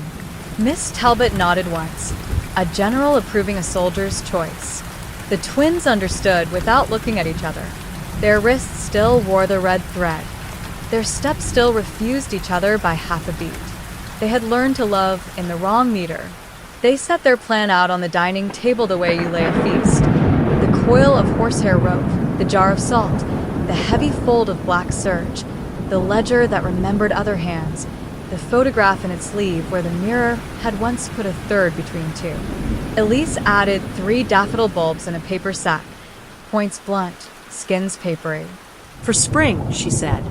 For afterward, Miss Talbot repeated, making the word a room they might walk into. They rehearsed the rules as they had come to understand them. No fetching, no following, no finishing, no symmetry on offer, no third granted in the place the house demanded. They would not make new doors. They would name the ones that already existed and keep them tied. If the water came up, they would give it the bowl. If the mirror turned, they would turn it back. If the house borrowed their names, they would keep their voices out of step until the borrowing failed. And we speak names we mean, Nora said, surprising herself with the steadiness of her own tone. Adrian Deyne, Marcus Deyne. She did not ask which of the painted boys had not come back from the water. Your place is kept, she added, and set the photograph and the ledger side by side on the table, as if making them neighbors. Elise took the child's chair from the nursery and, without comment, placed it in the corridor opposite the mirror, a span back. Not centered, not aligned. She set the toy ark on it, animals paired badly on purpose. 2 lions and a jug between the candlesticks, the old trick painters used to deny the third its rights. She rested her fingers on the ark a breath longer than necessary and removed her hand. Tonight, Lorna said, pragmatic as weather, we sit with the thing until it breaks the habit of expecting us. At the hour that insists on being 3, we give it nothing it recognizes. And if it asks so prettily we go to it, Elise asked because mothers must speak the worst aloud to make it small. Then you let us be rude, Miss Talbot said. And you go to bed, and you feign sleep, and you do not lend your house any more grammar.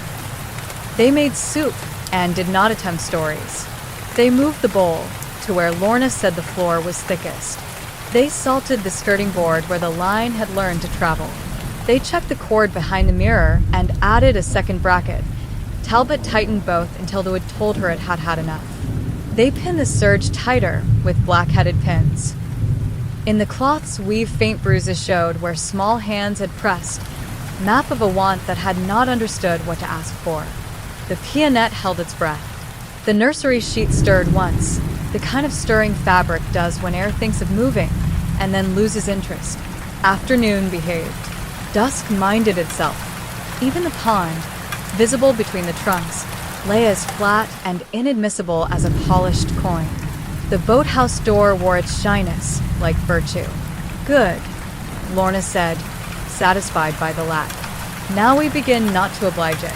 They took chairs opposite the mirror, not touching misaligned. Elise went upstairs because obedience is sometimes the only courage left. Miss Talbot sat left. Lorna sat right.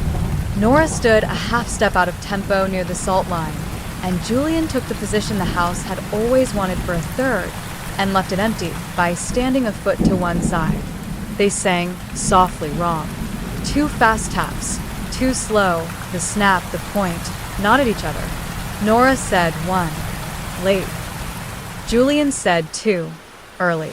They left the missing count hanging like a hook in a wall where no picture would be hung. The cloth did not move. The bowl made no offer. The rope lay slack and honest across the painted arch of the knot door. Midnight watched them like a cat. At 1, the peonette hummed without strings, the sound wood makes when a remembered chord pulls through it.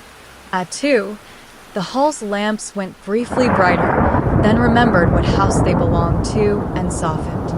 At 3, the honest clock that had learned to tell the truth, but not to like it, clicked once and refused to say the number out loud. Something changed its breathing. It wasn't air. It was a tension. It moved along the corridor at knee height, slow as a child scuffing bare feet on runners, and arrived at the rope. The knot tied from the other side picked itself questionably tighter, then looser, like a small heart guessing at pacings. The bowl's meniscus trembled and swelled. The surge cooled. "Stay wrong," Lorna whispered. It sounded like wisdom. A voice came. No words, merely the syllable weight of their names constructed without vowels, the way water might try to say Nora and Julian if it had learned grammar only from boards and glass. It stopped between them, precisely where a pattern insists it needs completing.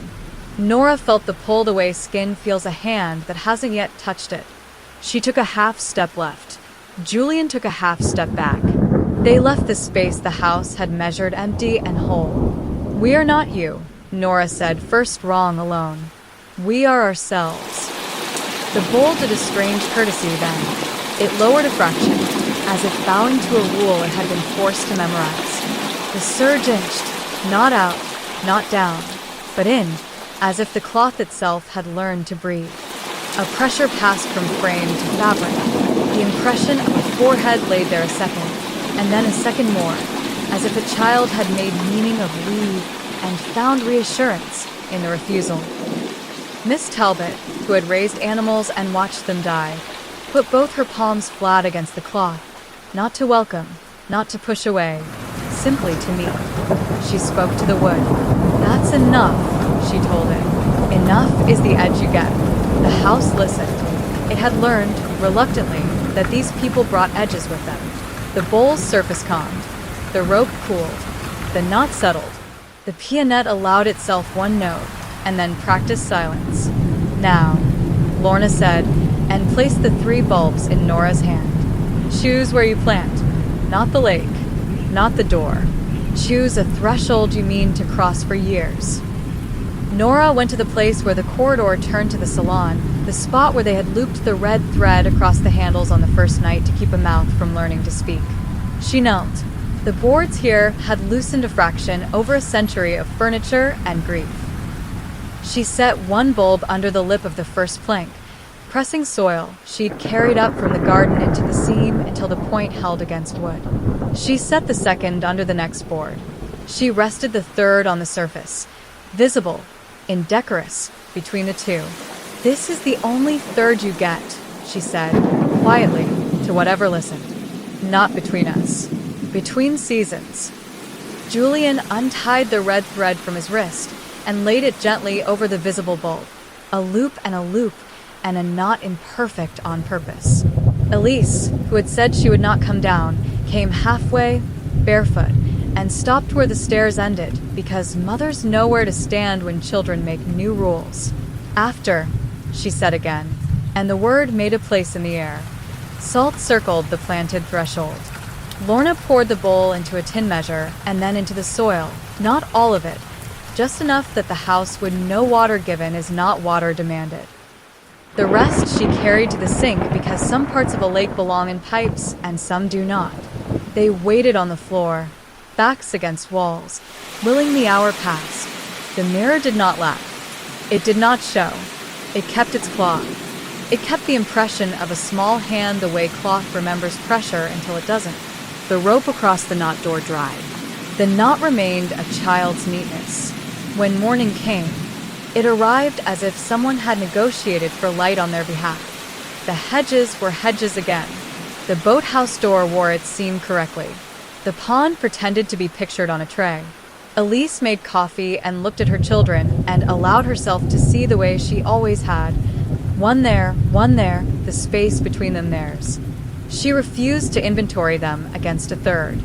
Lorna fetched a jar and put 3 bulbs on the sill, 2 and 1 visible, so the house would know it was not being starved of 3s, only told where they lived. Miss Talbot went around the downstairs rooms and touched each door in turn with 2 fingers, saying a farmer's private words that meant mine, and left by the front without looking back at the mirror. The serge hung black and stubborn. The brackets held. The pins held. The house sulked like a thing that had been taught manners and meant to break them later, for sport, not harm. It tested them twice before spring. Once in rain, when the salt caked and the skirting travel began again, thin dampness tracing the line at knee height. Nora stepped over it counting wrong. Julian sang 2 notes. Elise opened the window and told the day to behave. The water licked the edge of the bowl and thought better. It settled to glass. Once on a bright morning in February when frost had filed the hedges into order, the boathouse mirror found a trick and sent up into the pier glass a piece of light, shaped like a child's shoulder. The serge-remembered cloth is not to be eaten and kept its diet. On a damp afternoon when everything smelt of new earth and stubborn old stone, a green shoot rose where Nora had pushed the 3rd bulb into the seam between boards. It found a way between wood and a human invention, and 2 days later another point found daylight, and then a third, the wrong place for flowers, exactly the right time. Elise knelt and laughed and cried quietly into an old tea towel while everyone pretended not to notice. "I will allow daffodils in the corridor," she announced with formal grace, and no one corrected her authority. They cut the rope from the painted knot door in April and left the brackets, a reminder and a truce. The knot tied from the other side they unpicked carefully, and when it wouldn't release its last small memory, Miss Talbot snipped it clean and put the piece of horsehair in her pocket like a relic. "For Barnes," she said. "For later." They left the serge in place. They did not turn the mirror again. Sometimes, carrying laundry, Elise would pause and rest her palm on the cloth as if checking a fever. Sometimes the fabric answered cool. Sometimes it held the warmth of a room and nothing more. The bowl retired to the pantry and kept onions. The salt jar stood on the mantel like a winter that hadn't mind to go away. No one minded. The ledger returned to the parish room. The photograph to its sleeve. The portrait of the boys remained as it always had in the West Wing. Eyes painted to know too much. Nora sometimes stood in front of it and said both names out loud, as if calling roll. On one of those days, with hedges gleaming and the pianette politely pretending to be furniture, Nora came up the stairs with the morning's post, and found Julian standing at the turn in the corridor with a look on his face she had learned to trust. He pointed. She looked. The daffodils had opened. 3, crooked, unsymmetrical because of the way wood makes a path for green. One leaned toward the other. The third faced the stairs, as if it had decided its job was to greet whoever came down every morning for as long as there were mornings. They did the little 4-tap, wrong beat thing without intending to. They did not point the same way. They laughed because sometimes danger leaves and leaves behind the silliness it brought, and you get to keep that too. That night, near 3, when the house had become the kind of quiet that invited old thoughts, the pianette allowed itself a fragment. A broken chord, 2 notes together and the third almost there and then not. And the lake answered, not with pluck, but with a small, satisfied nothing. The mirror, still faced to the wall, allowed once, only once, the impression of a hand to bloom through the surge from the inside at the height of a taller child than before. No one was there to see it. It faded before morning in that slow, soft way cloth has of forgetting kindnesses. In April, Lorna stood in the corridor with a mug and declared the fortnight done, a long season of it. You've taught it your grammar, she said. It will test your spelling now and then. That's the work of being here. Here, Elise echoed, savoring the insistence of the word. She hugged both twins, 1, 2, and then, without thinking, reached for the third that wasn't there. Her hands closed on air. She kept them clasped and nodded to something she didn't need to name. The pond kept its face, sometimes a coin, sometimes a mirror, sometimes only water. The boathouse door swelled and stuck and had to be shouldered like any door that has lived in weather. The rope in Miss Talbot's pocket found its way to a barn. The salt fed a sauce. The red thread frayed and was retied.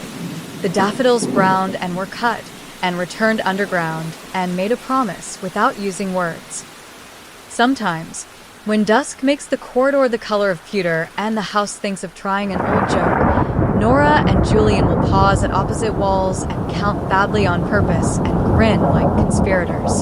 Sometimes they will stop at the surge and put their palms flat against it and feel only cloth. And sometimes, rarely now, the glass behind the cloth will do what glass does when it is not being asked to be a door. It will show the room to the room. If you stood where the mirror can see, you would find not a pair, not a ghostly third, but a scattering of odd numbers. 1 lamp left on, 3 flowers in a jar, 5 books on the sill, 7 scuffs on the skirting where daft shoes have practiced, 9 pencil notches near the nursery door from the year someone forgot and measured anyway. The unfinished pattern holds. The house keeps what it must, and the living keep the rest. If the lake keeps a name, it keeps it quietly. If the mirror keeps a face, it keeps the face of the room turned away from it.